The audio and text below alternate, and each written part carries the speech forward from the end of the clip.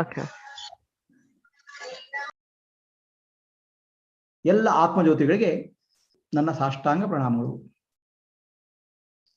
ಈ ದಿನ ವಿವೇಕ ಚೂಡಾಮಣಿಯ ಚಿಂತನೆಯನ್ನು ಮುಂದುವರಿಸೋಣ. ವಿವೇಕ ಚೂಡಾಮಣಿಯಲ್ಲಿ ಹಿಂದಿನ ಕ್ಲಾಸ್ನ ಶಂಕರಾಚಾರ್ಯರು ಕರ್ಮಗಳು ಹೇಗೆ ಸುಟ್ಟು ಹೋಗ್ತವೆ ಅಂತ ಹೇಳಿದ್ರು. ಸಂಚಿತ ಕರ್ಮ, ಪ್ರಾರಬ್ಧ ಕರ್ಮ, ಆಗಾಮಿ, ಕ್ರಿಯಾಮಾಣ. ಅದರಲ್ಲಿ 3 ಕರ್ಮಗಳು ಸುಟ್ಟು ಹೋಗ್ತವೆ. ಕ್ರಿಯಾಮಾಣ, ಪ್ರಾರಬ್ಧ, ಸಂಚಿತ ಸುಟ್ಟು ಹೋಗ್ತವೆ.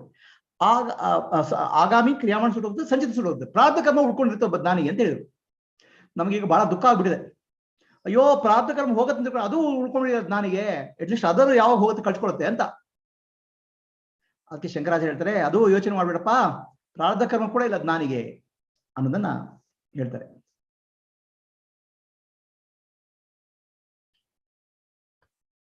ಅದಕ್ಕೋಸ್ಕರ ಈ ದಿನದ ಚಿಂತನೆ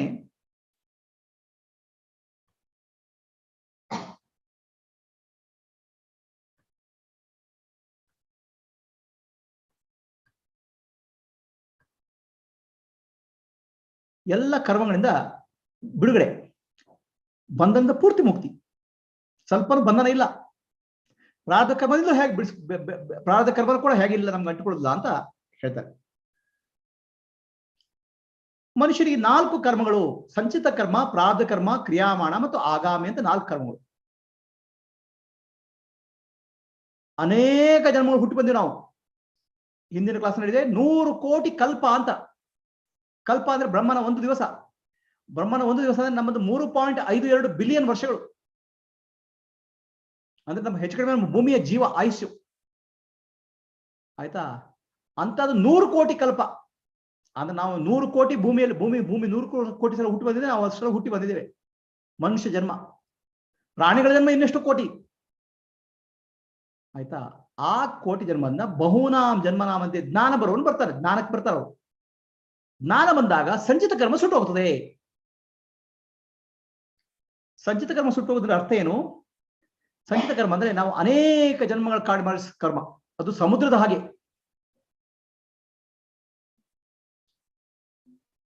ಸಮುದ್ರ ಹೇಗಿದೆ ಅಷ್ಟು ಜನ್ಮಗಳು ಮಾಡಿದ ಕರ್ಮ ಇದೆ ನಮ್ದು. ಆ ಇಡೀ ಕರ್ಮ ಸುಟ್ಟೋಗ್ಬಿಡ್ತು. ಅದು ಹೇಗೆ ಸುಟ್ಟೋಗುತ್ತೆ ನೋಡಿ ಸ್ವಾಮಿ. ನಿನ್ನೆ ಕನಸಿನಲ್ಲಿ ನಾನು ಒಳ್ಳೆ ಕೆಲಸ ಮಾಡಿದೆ, ದೇವಸ್ಥಾನ ಕಟ್ಟಿಸಿದೆ. ಆಯ್ತಾ? ಇನ್ನೊಬ್ಬ ಒಬ್ಬ ಕೊಲೆ ಮಾಡ್ದ, ಅವನು ಜೈಲಿಗೆ ಹಾಕಿದ್ರು. ಅವನು ಎಚ್ಚರ ಆದಾಗ ಆ ದೇವಸ್ಥಾನ ಕಟ್ಟಿಸಿದವನಿಗೆ ಸ್ವರ್ಗಲೋಕ ಇಲ್ಲ, ಕೊಲೆ ಮಾಡಿದವನಿಗೆ ಜೈಲಿಲ್ಲ. ನಾವು ಕನಸಿನಲ್ಲಿ ಮಾಡಿದ್ದೆ ಎಲ್ಲ ಹೋಯ್ತು. ಒಬ್ಬ ಆತ್ಮಜ್ಞಾನ ಬಂದ್ಮೇಲೆ ಸಂಚಿತ ಕರ್ಮ ಎಲ್ಲ ಕನಸಿನ ಹಾಗೆ. 100 ಕೋಟಿ ಜನ್ಮ ಆಗ್ಲಿ, 1000 ಕೋಟಿ ಜನ್ಮ ಆಗ್ಲಿ, ಅದೆಲ್ಲ ಕನಸು. ಆ ಕನಸಿನ ಕರ್ಮ ನನಗೆ ತಟ್ಟುವುದಿಲ್ಲ. ಅದಕ್ಕೋಸ್ಕರ ಸಂಚಿತ ಕರ್ಮ ಸುಟ್ಟು ಹೋಗ್ತದೆ. ಪ್ರಾರಬ್ಧ ಕರ್ಮ ಉಳ್ಕೊಳ್ತದೆ. ಯಾಕಂದ್ರೆ ಜ್ಞಾನಿಯ ದೇಹ ಇದೆ. ಆ ದೇಹದ ಮೂಲಕ ಜನರಿಗೆ ಆತ್ಮಜ್ಞಾನದ ಬೋಧನೆ ನಡಿಬೇಕು, ಪಾಠ ನಡಿಬೇಕು. ಕ್ರಿಯಾಮಾಣ ಕರ್ಮ ಅಂದ್ರೆ ಜ್ಞಾನಿ ಈಗ ಮಾಡ್ತಾ ಇರೋ ಕರ್ಮ. ಸೊ ಕ್ರಿಯಾಮಾಣ ಕರ್ಮ ಈ ಕ್ಷಣದಲ್ಲಿ ನಡೀತಾ ಇರೋದು. ಆಗಾಮಿ ಅಂದ್ರೆ ಮುಂದೆ ಬರೋದು ಕರ್ಮ, ಅದರ ಫಲ ಮುಂದೆ ಬರ್ತದೆ.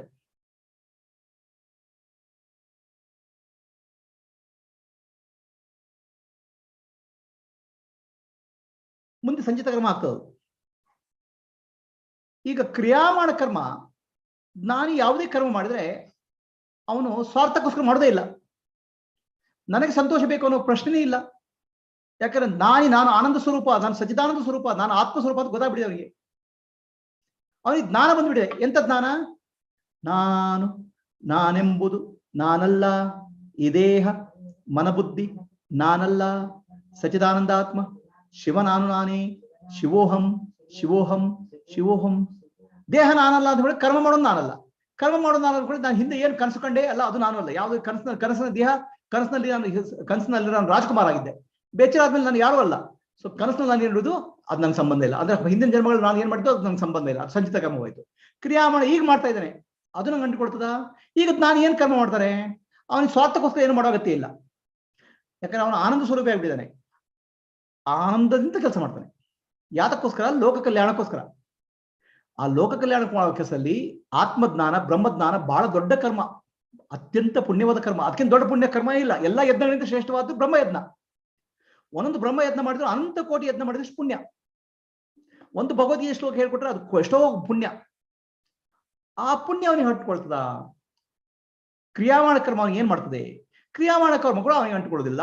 ಯಾಕಂದ್ರೆ ಕರ್ಮ ಮಾಡಿದಾಗ ಒಳ್ಳೆ ಫಲ ಬಂತು ಅಂತ, ಪುಣ್ಯ ಬಂತು ಅಂತ, ಆ ಪುಣ್ಯ ಫಲ ಅನುಭವಿಸ್ಲಿಕ್ಕೆ ಅವ್ನು ಇನ್ನೊಂದು 100 ಕೋಟಿ ಜನ್ಮ ತಗೋಬೇಕು.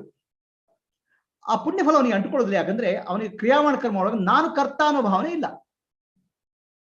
ದೇಹ ನಾನಲ್ಲ ಆದ್ಮೇಲೆ ಕರ್ತ ನಾನಲ್ಲ. ದೇಹದ ಮೂಲಕ ಕರ್ಮ ನಡೀತಾ ಇದೆ. ಎಂತ ಕರ್ಮ? ಲೋಕ ಕಲ್ಯಾಣದ್ದು. ಕರ್ತೃತ್ವ ಭಾವನೆ ಇಲ್ಲ. ಹಾಗಾಗ್ಬಿಟ್ಟು ಕ್ರಿಯಾಮಾಣ ಕರ್ಮಗಳು ಸುಟ್ಟೋಗ್ಬಿಡ್ತದೆ. ಕಡೆಗೆ ಆಗಾಮಿ ಕರ್ಮ, ಮುಂದೆ ಬರೋ ಕರ್ಮ, ಆ ಕ್ರಿಯಾಮಾಣ ಕರ್ಮ ಇದೆ ತರ ಆಗಾಮಿ ಬರೋದು. ಆಗಾಮಿ ಕರ್ಮ ಬರೋದಿಲ್ಲ. ಯಾಕಂದ್ರೆ ಅವನು ಒಂಥರ ಅವಕಾಶ ಇದ್ದಾಗೆ, ಸ್ಪೇಸ್, ಆಕಾಶ ಇದ್ದಾಗೆ. ನೋಡಿ, ನೀರಿಗೆ ಕಲ್ಮಶ ಅಂಟಿಕೊಳ್ತದೆ, ನೀರು ಕೊಳೆ ಆಗ್ತದೆ, ಬೆಂಕಿಯಲ್ಲಿ ಹೊಗೆ ಸೇರ್ಕೊಳ್ತದೆ, ಗಾಳಿಯಲ್ಲಿ ವಾಸನೆ ಸೇರ್ಕೊಳ್ತದೆ. ಆದ್ರೆ ಆಕಾಶದಲ್ಲಿ ಏನು ಸೇರ್ಕೊಳಿಸೋದಿಲ್ಲ. ಆಕಾಶಕ್ಕೆ ಏನು ಅಂಟಿಕೊಳ್ಳೋದಿಲ್ಲ. ಆಕಾಶ ಸ್ವಚ್ಛ. ಅದೇ ರೀತಿ ಆತ್ಮ ಸ್ವಚ್ಛ ಆಕಾಶದ ಹಾಗೆ, ಸರ್ವವ್ಯಾಪಿ, ಸೂಕ್ಷ್ಮ. ಆ ಆಕಾಶಕ್ಕೆ ಏನು ಅಂಟಿಕೊಳ್ಳೋದಿಲ್ಲ, ಹಾಗೆ ಆತ್ಮನಿಗೆ ಏನು ಅಂಟಿಕೊಳ್ತದೆ? ಆತ್ಮನಿಗೆ ಏನು ಅಂಟಿಕೊಳ್ಳೋದಿಲ್ಲ. ಯಾವ ಕರ್ಮಗಳು ಆತ್ಮನಿಗೆ ಅಂಟಿಕೊಳ್ಳೋದಿಲ್ಲ. ಹೀಗೆ ಕ್ರಿಯಾಮಾಣ ಕರ್ಮ ಸುಟ್ಟೋಗ್ತದೆ, ಆಗಾಮಿ ಕರ್ಮ ಸುಟ್ಟೋಗ್ತದೆ, ಸಂಚಿತ ಕರ್ಮ ಸುಟ್ಟು. ಆಗ ಪ್ರಾರಬ್ಧ ಕರ್ಮ ಏನಾಗ್ತದೆ? ಪ್ರಾರಬ್ಧ ಕರ್ಮ ಈ ಶರೀರ ಬಂತು. ಈ ಶರೀರನೋ, ಮನುಷ್ಯನೋ, ಪ್ರಾಣಿಗಳ ಶರೀರ ಬಂತು. ಆ ಪ್ರಾರಬ್ಧ ಕರ್ಮ ಏನಾಗ್ತದೆ ಅಂತ ಹೇಳೋದಕ್ಕೆ ಒಂದು ಉದಾಹರಣೆ ಮೂಲಕ ಹೇಳ್ತಾರೆ. ಅದು ಬಿಲ್ಲು ಬಾಣದ ಉದಾಹರಣೆ. ಅದು ಏನು ಉದಾಹರಣೆ ಅಂತ ನೋಡೋಣ ಮುಂದೆ. ಮುಂಚೆ ನಾನು ಹೇಳಿದೆ, ಒಬ್ಬ ಅಜ್ಞಾನಿಗೆ ಅಶುದ್ಧ ಅಹಂಕಾರ ಇದೆ. ದೇಹ ನಾನು, ಮನಸ್ಸು ನಾನು, ಬುದ್ಧಿ ನಾನು ಅನ್ನೋ ಅಹಂಕಾರ ಇದೆ. ಆ ದೇಹ ನಾನು, ಮನಸ್ಸು ನಾನು, ಬುದ್ಧಿ ನಾನು ಅಹಂಕಾರದಲ್ಲಿ ಸಂಸಾರದಲ್ಲಿ ಸಿಕ್ಕಾಕೊಂಡು ಒದ್ದಾಡ್ತಾನೆ. ಒಬ್ಬ ಜೀವನ್ಮುಕ್ತನಿಗೆ ಶುದ್ಧ ಅಹಂಕಾರ ಪರಿಶುದ್ಧ ಆಗಿದೆ. ದೇಹ ನಾನಲ್ಲ, ಮನಸ್ಸು ನಾನಲ್ಲ, ಬುದ್ಧಿ ನಾನಲ್ಲ, ಶುದ್ಧ ಚೈತನ್ಯ ನಾನು ಅನ್ನುವ ಅರಿವು ಬಂದಿದೆ. ಈ ಅಹಂಕಾರ ಪರಿಶುದ್ಧವಾದ ಅಹಂಕಾರ. ಶಿವನ ಕುತ್ತಿಗೆಯಲ್ಲಿರುವ ಸರ್ಪ ಇದ್ದ ಹಾಗೆ. ಶಿವನ ಕುತ್ತಿಗೆಯ ಸರ್ಪ ಯಾರನ್ನು ಕಚ್ಚುವುದಿಲ್ಲ, ವಿಷಯ ಇಲ್ಲ ಅದರಲ್ಲಿ, ಅದು ಆಭರಣ. ಅದೇ ಜ್ಞಾನಿಗೆ ಅಹಂಕಾರ ಅಂದು ಆಭರಣ. ಆ ಜ್ಞಾನಿ ಅಹಂಕಾರ ಉಪಯೋಗಿಸಿಕೊಂಡು ಲೋಕ ಕಲ್ಯಾಣದ ಕೆಲಸ ಮಾಡ್ತಾನೆ.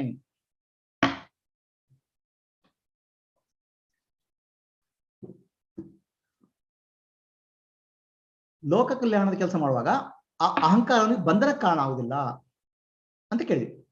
ಆ ಅಹಂಕಾರ ಯಾಕಿದೆ? ಪ್ರಾರಬ್ಧ ಕರ್ಮ ಇದೆ ಅಂತ ಹೇಳಿದ್ವಿ. ಈಗ ನಮ್ಗೆ ದುಃಖ ಆಯ್ತು, ಸಂಚಿತ ಕರ್ಮ ಹೋಯ್ತು, ಕ್ರಿಯಾಮಾಣ ಹೋಯ್ತು, ಆಗಾಮಿ ಹೋಯ್ತು. ಪ್ರಾರಬ್ಧ ಕರ್ಮ ನಮಗೆ ಇದೆಯಲ್ಲಪ್ಪ ಅಂತ ದುಃಖ ಆಗ್ತದೆ. ಆ ಪ್ರಾರಬ್ಧ ಕರ್ಮ ಕೂಡ ನಾನಿಗಿಲ್ಲ ಅಂತ ಹೇಳೋದಕ್ಕೆ ಶಂಕರಾಚಾರ್ಯ ಮುಂದಿನ ಉದಾಹರಣೆ ಹೇಳ್ತಾರೆ. ಒಂದು ಮಡಕೆ ಇದೆ, ಮಡಕೆ ಒಳಗೆ ಆಕಾಶ ಇದೆ, ಅವಕಾಶ ಇದೆ. ಆ ಮಡಕೆ ಒಡೆದೋಯ್ತು, ಅವಕಾಶಕ್ಕೆ ಏನೂ ಆಗುದಿಲ್ಲ.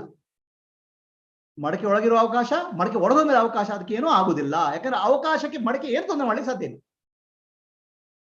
ಅದೇ ರೀತಿ ಆತ್ಮ ಅನ್ನೋದು ದೇಹದ ಒಳಗೆ ಇದೆ, ಹೊರಗೆ ಇದೆ. ದೇಹ ಒಡೆದೋಯ್ತು, ದೇಹ ಸತ್ತೋಯ್ತು, ದೇಹಕ್ಕೆ ರೋಗ ಬಂತು, ಆತ್ಮನಿಗೆ ಏನೂ ಆಗುದಿಲ್ಲ. ಆತ್ಮ ಶುದ್ಧ. ನಾನು ದೇಹ ಅಲ್ಲ, ಮನಸ್ಸಲ್ಲ, ಬುದ್ಧಿ ಅಲ್ಲ, ನಾನು ಆತ್ಮ ಆದ್ರೆ ನನಗೆ ಏನೂ ಆಗ್ಲಿಕ್ಕೆ ಸಾಧ್ಯ ಇಲ್ಲ.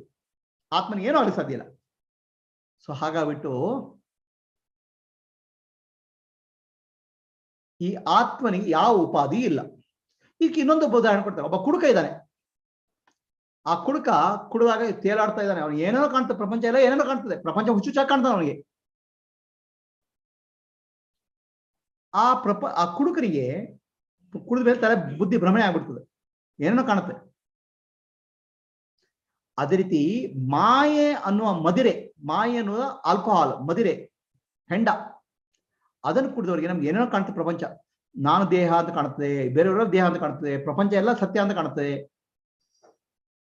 ಅದಕ್ಕೆ ಶಂಕರಾಚಾರ್ಯ ಮಾಯಾ ಮದಿರಾ ಪೀತಾಹ, ಮಾಯೆ ಅನ್ನೋ ಮದಿರೆಯನ್ನು ಕುಡಿದವರಿಗೆ ಎಲ್ಲ ಏನೇನೋ ಕಾಣ್ತದೆ, ಭ್ರಮೆ. ಆದ್ರೆ ಆ ಮದಿರೆ ಇದೆಯಲ್ಲ, ಮಾಯೆ ಅನ್ನೋ ಮದಿರೆ, ಮಾಯೆ ಅನ್ನೋದು ಆ ಹೆಂಡ ಒಂದು ಬಾಟಲ್ ಹಾಕಿದ್ದಾರೆ. ಆ ಬಾಟಲ್ ಹಾಕಿದ್ರೆ ಗಾಳಿಯಲ್ಲಿ ವಾಸನೆ ಬರ್ತದೆ ಅದರದ್ದು, ಆದ್ರೆ ಆಕಾಶಕ್ಕೆ ಏನೂ ಆಗುದಿಲ್ಲ, ಸ್ಪೇಸ್. ಅದೇ ರೀತಿ ಮಾಯೆ ಅನ್ನೋದು ಆತ್ಮನಿಗೆ ತಟ್ಟುವುದಿಲ್ಲ. ಶುದ್ಧ ಚೈತನ್ಯ ಶಿವಸ್ವರೂಪಿ ಅದು ನನಗೆ ತಟ್ಟುವುದಿಲ್ಲ. ನಾನು ಆತ್ಮಸ್ವರೂಪಿ ಆಗ್ಬಿಟ್ಟಿದ್ದೇನೆ, ನನಗೆ ಮಾಯೆಯಲ್ಲಿ ತಟ್ಟುತ್ತದೆ. ಮಾಯೆ ಅನ್ನೋದು ಮನಸ್ಸು ದೇಹ ಬುದ್ಧಿ ತಟ್ಟುತ್ತದೆ. ಮನಸ್ಸು ದೇಹ ಬುದ್ಧಿ ಅನಾತ್ಮ, ಅನಾತ್ಮಕ್ಕೆ ಮಾಯೆ ತಟ್ಟುತ್ತದೆ, ನನಗೆ ತಟ್ಟುವುದಿಲ್ಲ. ನಾನು ಶುದ್ಧ ಚೈತನ್ಯ, ಆತ್ಮ ನಾನು. ಸೊ ಹಾಗಾಗ್ಬಿಟ್ಟು ಮಾಯೆಯಲ್ಲಿ ನಾನು ಕರ್ತ ಭೋಕ್ತ ಜ್ಞಾತ ಅನ್ನೋ ಕಲ್ಪನೆ ಇದೆ. ದೇಹ ನಾನು, ಮನಸ್ಸು ನಾನು, ಬುದ್ಧಿ ನಾನು ಇದೆ. ಮಾಯೆಯಲ್ಲಿ ಮಾಡಿದ ಕರ್ಮಗಳು ನನಗೆ ಆತ್ಮನಿಗೆ ಎಲ್ಲ ಅಂಟ್ಕೊಳ್ತದೆ, ಆತ್ಮನಿಗೆ ಅಂಟ್ಕೊಳ್ಳೋದಿಲ್ಲ. ನಾನು ಆತ್ಮಸ್ವರೂಪ ಆಗ್ಬಿಟ್ಟಿದ್ದೇನೆ. ಆತ್ಮನಿಗೆ ಹುಟ್ಟೇ ಇರಲಿಲ್ಲ, ಸಾವು ಇಲ್ಲ, ಕರ್ಮ ಇಲ್ಲ, ಬಂಧ ಇಲ್ಲ, ಮೋಕ್ಷ ಇಲ್ಲ. ಆ ಶುದ್ಧ ಚೈತನ್ಯ ನಾನು.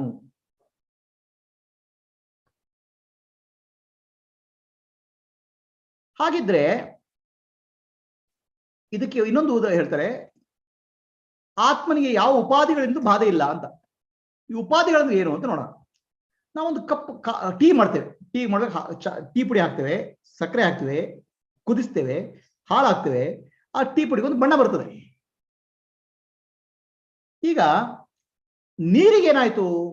ನೀರಿಗೆ ಏನೂ ಆಗುದಿಲ್ಲ, ನೀರಿಗೆ ಬಣ್ಣ ಬಂತಷ್ಟೇ, ಬಣ್ಣ ಕಾಣ್ತದೆ. ಅದು ನೀರಿನ ಬಣ್ಣ ಅಲ್ಲ, ಅದು ಟೀ ಪುಡಿಯ ಬಣ್ಣ ನೀರಿನ ಮೇಲೆ ಆರೋಪ ಆಗಿದೆ. ಟೀಯ ರುಚಿ ನೀರಿನ ಮೇಲೆ ಆರೋಪ ಆಗಿದೆ. ನೀರಿಗೆ ಏನೂ ಆಗುದಿಲ್ಲ, ನೀರು ಹಾಗೆ ಇರ್ತದೆ.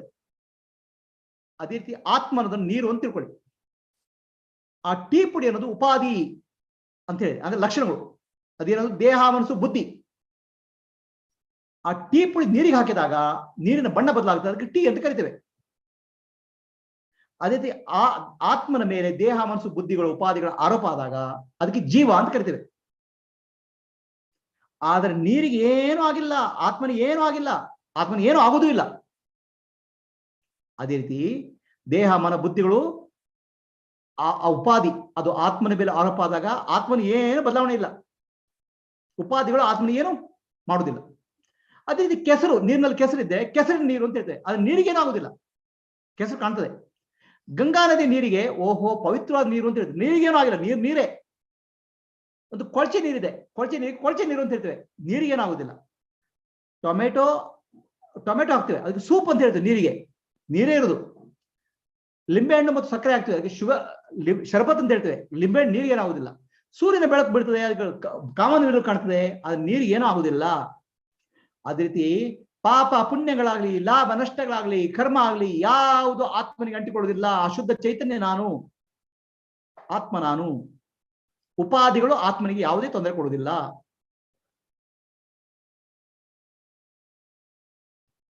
ಈಗ ಕ್ರಿಯಾಮಾಣ ಮತ್ತು ಪ್ರಾರಬ್ಧ ಕರ್ಮದ ಬಗ್ಗೆ ಬರೋಣ. ಇಲ್ಲೊಬ್ಬ ಬಾಣ ಬಿಡ್ತಾ ಇದ್ದಾನೆ. ಬಾಣದಲ್ಲಿ ಅವನಿಗೆ ಬತ್ತಳಿಕೆ ಇದೆ, ಬತ್ತಳಿಕೆಯಲ್ಲಿ ತುಂಬಾ ಬಾಣಗಳಿದ್ದಾವೆ. ಕೈಯಲ್ಲಿ ಒಂದು ಬಾಣ ಇದೆ, ಕೆಲವು ಬಾಣ ಬಿಟ್ಟಾಗಿದೆ. ಬತ್ತಳಿಕೆಯಲ್ಲಿರೋ ಬಾಣ ಸಂಚಿತ ಕರ್ಮ, ಕ್ರಿಯಾಮಾಣ ಕರ್ಮ ಅಂದ್ರೆ ಈಗಿರೋ ಬಾಣ ಕ್ರಿಯಾಮಾಣ ಕರ್ಮ. ಪ್ರಾರಬ್ಧ ಕರ್ಮ ಅಂದ್ರೆ ಬಿಟ್ಟಾಗಿದೆ.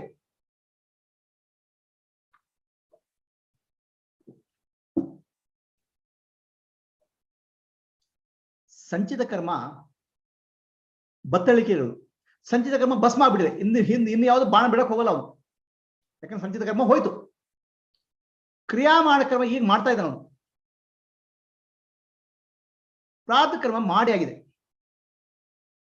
ಪ್ರಾರಬ್ಧ ಕರ್ಮ ಬಾಣ ಬಿಟ್ಟಾಗಿದೆ. ಬಿಟ್ಟ ಬಾಣ ವಾಪಸ್ ತಗೊಳಕ್ ಆಗುದಿಲ್ಲ, ಬಿಟ್ಟ ಬಾಣ ಹೋಗೇ ಆಯ್ತು. ಹಾಗಾಗ್ಬಿಟ್ಟು ಪ್ರಾರಬ್ಧ ಕರ್ಮ ವಾಪಸ್ ತಗೊಳ್ಳಿಕ್ಕೆ ಆಗುದಿಲ್ಲ. ಪ್ರಾರಬ್ಧ ಕರ್ಮ ಮನುಷ್ಯನಿಗೆ ಯಾವಾಗ ಶುರು ಆಯ್ತು? ಪ್ರಾರಬ್ಧ ಕರ್ಮ ಶುರುವಾಗಿದ್ದು ತಾಯಿಯ ಹೊಟ್ಟೆಯಲ್ಲಿ ಮಗು ಹುಟ್ಟಲ್ಲ, ತಾಯಿ ಹೊಟ್ಟೆಯಲ್ಲಿ ಮಗು ಗರ್ಭಕ್ಕೆ ಬಂತಲ್ಲ, ಆವಾಗಲೇ ಪ್ರಾರಬ್ಧ ಕರ್ಮ ಶುರು ಆಗ್ಬಿಡ್ತು. ಅದೇನ್ ಮಾಡಕ್ಕಾಗಲ್ಲ. ಜ್ಞಾನ ಬಂತದ್ದು ಕಡೆಗೆ ಅವನಿಗೆ 20 ವರ್ಷ 25 ವರ್ಷ ಆದ್ಮೇಲೆ ಜ್ಞಾನ ಬಂತು. ಆ ಪ್ರಾರಬ್ಧ ಕರ್ಮ ಏನಾಯ್ತು? ತಾಯಿ ಹೊಟ್ಟೆಯಲ್ಲಿ ಮಗು ಇರ್ತಾನೆ, ತಾಯಿಗೆ ಗರ್ಭಧಾರಣೆ ಮಾಡಿದಾಗ ತಾಯಿಯ ಕೆಲವು ಗುಣಲಕ್ಷಣ ಮಗುವಿಗೆ ಬರ್ತವೆ. ತಾಯಿಯ ಮೂಗು, ತಂದೆಯ ಕಿವಿ, ಕಣ್ಣು ಎಲ್ಲ ಬರ್ತದೆ. ತಂದೆಯಲ್ಲಿ ಏನೋ ಒಂದು ರೋಗ ಇರ್ತದೆ, ಡಯಾಬಿಟಿಸೋ ಇನ್ನೇನೋ ಇರ್ತದೆ, ಆ ರೋಗನೂ ಮಗುವಿಗೆ ಬರ್ತದೆ. ಪ್ರಾರಬ್ಧ ಕರ್ಮ ಬಂದಾಯ್ತಲ್ಲ ಆಗ್ಲೇ, ಅದಕ್ಕೇನು ಮಾಡಕ್ಕಾಗಲ್ಲ. ಅದು ಬೀಜ ಬೆಳ್ತಾ ಇತ್ತು, ಮಳೆ ಆಯ್ತು, ಅದೇ ಬಿಟ್ಟ ಬಾಣ ಹೋಯ್ತು. ಅದು ಪ್ರಾರಬ್ಧ ಕರ್ಮ ನಿಂತು ಹೋಗುದಿಲ್ಲ ಮನುಷ್ಯನಿಗೆ. ಅವನು ಯಾವ ಮನೆಯಲ್ಲಿ ಹುಟ್ಟಿದ ಆ ಮನೆಯ ಸಂಸ್ಕಾರಗಳು ಬಂದ್ಬಿಡ್ತಾವ ಅವನಿಗೆ ಪ್ರಾರಬ್ಧ ಕರ್ಮವಾಗಿ. ಏನು ಮಾಡಕ್ಕಾಗಲ್ಲ. ಪ್ರಾರಬ್ಧ ಕರ್ಮ ಆಗಲೇ ಫಲ ಕೊಡಿಸಲಾಗ್ಬಿಟ್ಟಿದೆ. ಜ್ಞಾನ ಬಂದ್ರೂ ಅದು ಇರ್ತದೆ, ಜ್ಞಾನ ಬಂದ್ರೂ ಅವನಿಗೆ ರೋಗ ಬರ್ಬೋದು, ಯಾಕಂದ್ರೆ ಪ್ರಾರಬ್ಧ ಕರ್ಮ ಬಂದಾಗ್ಬಿಟ್ಟಿದೆ. ಅದು ಪ್ರಾರಬ್ಧ ಕರ್ಮ ತಪ್ಪಿಸ್ಕೊಳ್ಳೋದಕ್ಕಾಗುದಿಲ್ಲ, ಯಾಕಂದ್ರೆ ಬಿಟ್ಟ ಬಾಣ ಇದ್ದ ಹಾಗೆ.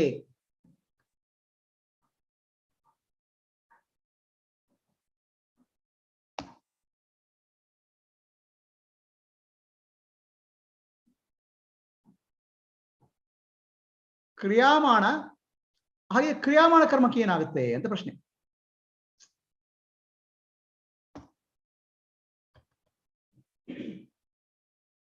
ಕ್ರಿಯಾಮಾಣ ಕರ್ಮ, ಈಗ ಕೈಯಲ್ಲಿ ಬಾಣ ಅಂದ್ರೆ ಈಗ ಮಾಡ್ತಾ ಇರೋ ಕರ್ಮ. ಸೊ ನಾನು ಯಾವುದೇ ಕರ್ಮ ಮಾಡಿ ಸ್ವಾರ್ಥಕ್ಕೋಸ್ಕರ ಮಾಡೋದೇ ಇಲ್ಲ, ಒಳ್ಳೆ ಲೋಕ ಕಲ್ಯಾಣ ಮಾಡ್ತಾನೆ, ಅದರಿಂದ ಪುಣ್ಯ ಬರ್ತದೆ. ಆ ಪುಣ್ಯ ಕೂಡ ಅವನಿಗೆ ಅಂಟುಕೊಳ್ಳೋದಿಲ್ಲ, ಯಾಕಂದ್ರೆ ಆತ್ಮ ಸಾಕ್ಷಿ. ಈಗ ಮುಂದಿನ ಶ್ಲೋಕಕ್ಕೆ ಬರ್ತಾರೆ. ಜ್ಞಾನಿಗೆ ಪ್ರಾರಬ್ಧ ಕರ್ಮ ಇದೆ ಅಂತ ಹೇಳಿದ್ರು ಸುಳ್ಳು, ಅದು ಮೂರ್ಖತನ. ಮುಂಚೆ ಹೇಳಿದ್ವಿ ಜ್ಞಾನಿ ಇದ್ದಾನೆ, ಅವನಿಗೆ ಜ್ಞಾನ ಬಂದ್ಮೇಲೆ ಪ್ರಾರಬ್ಧ ಕರ್ಮ ಬರ್ತದೆ ಅಂತ ಹೇಳಿದ್ವಿ. ಸೊ ಜ್ಞಾನಿಗೆ ಪ್ರಾರಬ್ಧ ಕರ್ಮ ಇದೆ ಅಂತ ಕೂಡ ಸುಳ್ಳು, ಅದು ಅರ್ಥ ಇಲ್ಲ. ಯಾಕಂದ್ರೆ ಸೊ ಜ್ಞಾನಿಯನು ಎಚ್ಚರ ಆದವನು. ಪ್ರಾರಬ್ಧ ಕರ್ಮ ಶರೀರಕ್ಕಿದೆ, ಶರೀರ ಅನಾತ್ಮ, ನಾನು ಆತ್ಮ. ಅವನಿಗೆ ಏನ್ ಜ್ಞಾನ ಬಂದಿದೆ? ದೇಹ ನಾನಲ್ಲ, ಮನಸ್ಸು ನಾನಲ್ಲ, ಬುದ್ಧಿ ನಾನಲ್ಲ, ಶುದ್ಧ ಚೈತನ್ಯ ನಾನೆಂಬುದು ನಾನಲ್ಲ, ಈ ದೇಹ ಮನ ಬುದ್ಧಿ ನಾನಲ್ಲ, ಸಚ್ಚಿದಾನಂದ ಆತ್ಮ ಶಿವನಾನು ನಾನೇ, ಶಿವೋಹಂ ಶಿವೋಹಂ, ಆ ಜ್ಞಾನ ಬಂದ್ಬಿಟ್ಟಿದೆ. ದೇಹ ನಾನಲ್ಲ, ಪ್ರಾರಬ್ಧ ಕರ್ಮ ದೇಹಕ್ಕಿದೆ, ನನಗೆ ದೇಹ ಇಲ್ಲ, ನನಗೆ ಪ್ರಾರಬ್ಧ ಕರ್ಮ ಇಲ್ಲ. ಜ್ಞಾನಿಗೆ ಪ್ರಾರಬ್ಧ ಕರ್ಮ ಇರ್ಲಿಕ್ಕೆ ಸಾಧ್ಯನೇ ಇಲ್ಲ. ಅದಕ್ಕೆ ಹಿಂದಿನ ಕಾಲದಲ್ಲಿ ಜನಕರಾಜ ಅಂತಿದ್ರು. ಜನಕರಾಜನಿಗೆ ವಿದೇಹ ಜನಕ ಅಂತ ಹೇಳ್ತಿದ್ರು. ವಿದೇಹ ಜನಕ ದೇಹ ಇಲ್ಲ ಅಂತ. ಏನ್ ಸ್ವಾಮಿ ದೇಹ ಇಲ್ಲ ಅಂತ ಹೇಳ್ತೀರಾ? ಅವ್ರು ರಾಜ್ಯಭಾರ ಮಾಡ್ತಾರೆ, ಅವ್ರಿಗೆ ಹೆಂಡತಿ ಇದ್ದಾರೆ, ಮಕ್ಕಳಿದ್ದಾರೆ, ಸೇನೆ ನೋಡ್ಕೊಳ್ತಾ ಇದ್ದಾರೆ, ಯುದ್ಧ ಮಾಡ್ತಾರೆ.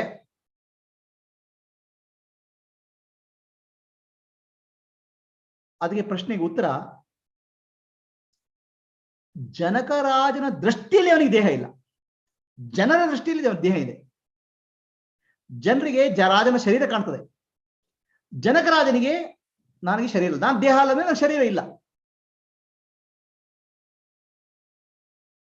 ಪ್ರಜೆಗಳ ದೃಷ್ಟಿಯಲ್ಲಿ ಜನಕರಾಜನಿಗೆ ಶರೀರ ಇದೆ, ಜ್ಞಾನಿಯ ದೃಷ್ಟಿಯಲ್ಲಿ ಅವನಿಗೆ ಶರೀರ ಇಲ್ಲ, ಜನಕರಾಜನ ದೃಷ್ಟಿಯಲ್ಲಿ ಶರೀರ ಇಲ್ಲ. ಅದಕ್ಕೆ ಅವನು ವಿದೇಹ ಜನಕ ಅಂತ ಹೇಳಿದ್ರು. ವಿದೇಹ ಅಂದ್ರೆ ದೇಹ ಇಲ್ಲ ಅಂತ. ಸಾಮಾನ್ಯ ಜನರ ದೃಷ್ಟಿಯಲ್ಲಿ ಒಬ್ಬ ಜ್ಞಾನಿ ಇದ್ದಾನೆ, ಅವ್ರು ಊಟ ಮಾಡ್ತಿದ್ದಾನೆ, ಕೆಲಸ ಮಾಡ್ತಾನೆ, ಮಾತಾಡ್ತಾನೆ, ಪಾಠ ಮಾಡ್ತಾ ಇದ್ದಾನೆ. ಜ್ಞಾನಿಗೆ ಶರೀರ ಇದೆ. ಆ ಜ್ಞಾನಿಗೆ ಶರೀರಕ್ಕೆ ಒಂದು ರೋಗ ಬಂತು, ರಮಣ ಮಹರ್ಷಿಗಳಿಗೆ ಸರ್ಕೋಮ ಅಂತ ಕ್ಯಾನ್ಸರ್ ಬಂತು, ರಾಮಕೃಷ್ಣ ಮಹರ್ಷಿಗೆ ಕ್ಯಾನ್ಸರ್ ಬಂತು, ಜ್ಞಾನಿಗೆ ಕ್ಯಾನ್ಸರ್ ಬಂತು ಅಂತ ಹೇಳ್ತಾರೆ. ಯಾಕಂದ್ರೆ ಜನರ ದೃಷ್ಟಿಯಲ್ಲಿ ಜ್ಞಾನಿ ಅಂದ್ರೆ ಶರೀರ, ಯಾಕಂದ್ರೆ ಅವ್ರಿಗೆ ಆತ್ಮ ಅಂತ ಗೊತ್ತಿಲ್ಲ. ಆದ್ರೆ ಜ್ಞಾನಿ ದೃಷ್ಟಿಯಲ್ಲಿ ನಾನು ಶರೀರ ಅಲ್ಲ, ಅವನಿಗೆ ನಾನು ಆತ್ಮ, ಅವನಿಗೆ ಶರೀರ ಇಲ್ಲ. ಸೊ ಹಾಗಾಗ್ಬಿಟ್ಟು ಜನಕರಾಜ ವಿದೇಹ ಜನಕ. ಯಾವ ದೃಷ್ಟಿಯಲ್ಲಿ? ಜನಕರಾಜನ ದೃಷ್ಟಿಯಲ್ಲಿ ಅವನು ವಿದೇಹ, ಅವನಿಗೆ ದೇಹ ಇಲ್ಲ. ಪ್ರಜೆಗಳ ದೃಷ್ಟಿಯಲ್ಲಿ ಅವನಿಗೆ ದೇಹ ಇದೆ. ಸೊ ದೇಹವೇ ಇಲ್ಲ ಆದ್ಮೇಲೆ ಪ್ರಾರಬ್ಧ ಕರ್ಮ ಎಲ್ಲಿ ಬಂತು? ಪ್ರಾರಬ್ಧ ಕರ್ಮ ಪ್ರಶ್ನೆನೇ ಇಲ್ಲ. ರಮಣ ಮಹರ್ಷಿಗಳಿಗೆ ಸರ್ಕೋಮ ಕ್ಯಾನ್ಸರ್ ಆಗ್ತಿತ್ತು, ನೋವಾಗ್ತಾ ಇತ್ತು, ಬಾಯಿಂದ ಶಬ್ದ ಬರ್ತಾ ಅಂತ ಬರ್ತಾ ಇತ್ತು. ಯಾರ ಕೇಳಿದ್ರು, ಮಹರ್ಷಿಗಳಿಗೆ ನಿಮ್ಗೆ ನೋವಾಗ್ತಾ ಇದೆ ಅಂತ. ನನಗೆಲ್ಲಪ್ಪ ನೋವು, ದೇಹಕ್ಕೆ ನೋವಿದೆ, ನಾನು ದೇಹ ಅಲ್ಲ. ಸೊ ದೇಹಕ್ಕೆ ಪ್ರಾರಬ್ಧ ಕರ್ಮಕ್ಕೆ ದೇಹಕ್ಕೆ ನೋವಾದ್ರೂ ನನಗೆ ನೋವಿಲ್ಲ, ಯಾಕಂದ್ರೆ ನಾನು ದೇಹ ಅಲ್ಲ. ಇದು ಜ್ಞಾನ. ಹಾಗಾಗ್ಬಿಟ್ಟು ಜ್ಞಾನಿಗಳಿಗೆ ಪ್ರಾರಬ್ಧ ಕರ್ಮ ಇದೆ ಅನ್ನೋದು ಸುಳ್ಳು. ಇದು ಹೇಗಂದ್ರೆ, ಕನಸಿನಲ್ಲಿ ಯಾರೊಬ್ಬ ಕೊಲೆ ಮಾಡ್ದ, ಅವನಿಗೆ 30 ವರ್ಷ ಜೈಲು. ಅವನಿಗೆ ಎಚ್ಚರ ಆಗ್ತಾನೆ. ಎಚ್ಚರ ಆದ್ಮೇಲೆ ಎಲ್ಲಿ ಜೈಲು, ಎಲ್ಲಿ ಕೊಲೆ? ಜ್ಞಾನಿ ಅನ್ನೋದು ಕನಸಿಂದ ಎಚ್ಚರ ಆಗಿದ್ದಾನೆ. ಎಂತ ಕನಸು? ದೇಹ ನಾನು, ಮನಸ್ಸು ನಾನು, ಬುದ್ಧಿ ನಾನು, ಭ್ರಮೆಯಿಂದ ಎಚ್ಚರ ಆಗಿದ್ದಾನೆ. ಅವನಿಗೆ ಎಂತ ಕರ್ಮ? ಅವನಿಗೆ ಕರ್ಮವೇ ಇಲ್ಲ, ಪ್ರಾರಬ್ಧ ಕರ್ಮ ಇಲ್ಲ ಅವನಿಗೆ. ಹಾಗಿದ್ರೆ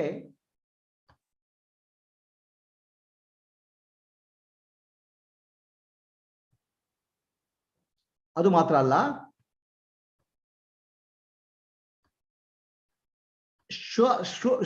ನಮ್ಮ ಶ್ರುತಿಗಳು ಅಂದ್ರೆ ಶಾಸ್ತ್ರಗಳು, ವೇದಾಂತ, ಭಗವದ್ಗೀತೆ ಸಾರಿ ಹೇಳ್ತವೆ. ಏನ್ ಹೇಳ್ತವೆ? ಆತ್ಮಕ್ಕೆ ಹುಟ್ಟಿಲ್ಲ, ಸಾವಿಲ್ಲ, ಬಂಧ ಇಲ್ಲ, ಮೋಕ್ಷ ಇಲ್ಲ ಅಂತ. ವೇದಗಳ ಮಾತು ಸುಳ್ಳಾಗುದಿಲ್ಲ. ಸೊ ಜ್ಞಾನಿ ಅವನಿಗೆ ಗೊತ್ತಾಗ್ಬಿಡಿದೆ, ನಾನು ಹುಟ್ಟೇ ಇಲ್ಲ ಅಂತ. ಹುಟ್ಟಿರೋದು ದೇಹ, ನಾನಲ್ಲ. ನಾನು ಹುಟ್ಟೇ ಇಲ್ಲ ಅಂತ ಯಾರಿಗೆ ಗೊತ್ತಾಗುತ್ತೆ? ಅವನಿಗೆ ಬಂಧ ಎಲ್ಲಿ, ಮೋಕ್ಷ ಎಲ್ಲಿ, ಕರ್ಮ ಎಲ್ಲಿ, ಪ್ರಾರಬ್ಧ ಎಲ್ಲಿ? ಸೊ ಜ್ಞಾನಿ ಗೊತ್ತಾಗ್ಬಿಡಿದೆ, ನಾನು ಸಾಕ್ಷಿ, ನಾನೆಂಬುದು ನಾನಲ್ಲ, ಈ ದೇಹ ಮನಬುದ್ಧಿ ನಾನಲ್ಲ, ಸಚ್ಚಿದಾನಂದ ಆತ್ಮ ಶಿವನಾನು ನಾನೇ, ಶಿವೋಹಂ ಶಿವೋಹಂ ಸಾಕ್ಷಿ ನಾನು ಅಂತ ಗೊತ್ತಾಗ್ಬಿಡಿದೆ. ಹಾಗಾದಾಗ ಅವನಿಗೆ ಪ್ರಾರಬ್ಧ ಕರ್ಮ ಪ್ರಶ್ನೆ ಬರಲ್ಲ. ಹುಟ್ಟೇ ಇಲ್ದಿದ್ದವನಿಗೆ ಕರ್ಮ ಇಲ್ಲಿ ಬಂತು. ಅವ್ನು ನಾನು ಜ್ಞಾನಿ ಅಂತ ಹೇಳ್ಕೊಳಕ್ ಹೋಗೋದಿಲ್ಲ, ನಾನು ಜ್ಞಾನಿ ಕೊಡ್ರಿ, ನಾನು ಜ್ಞಾನಿ ಕಂಡ್ರಿ ಅಂತ ಹೇಳ್ಕೊಳಕ್ ಹೋಗೋದು. ಯಾಕೆ? ನಾನು ಜ್ಞಾನಿ ಅಂತ ಹೇಳ್ಬೇಕು, ನಾನು ಬುದ್ಧಿಯೊಟ್ಟಿಗೆ ನಾನು ಸೇರಿಸ್ಕೋಬೇಕು. ಬುದ್ಧಿಯಲ್ಲಿ ಬರೋದು ನಾನು ಜ್ಞಾನಿ ಅಂತ ಅರ್ಥ, ಚಿಂತನೆ.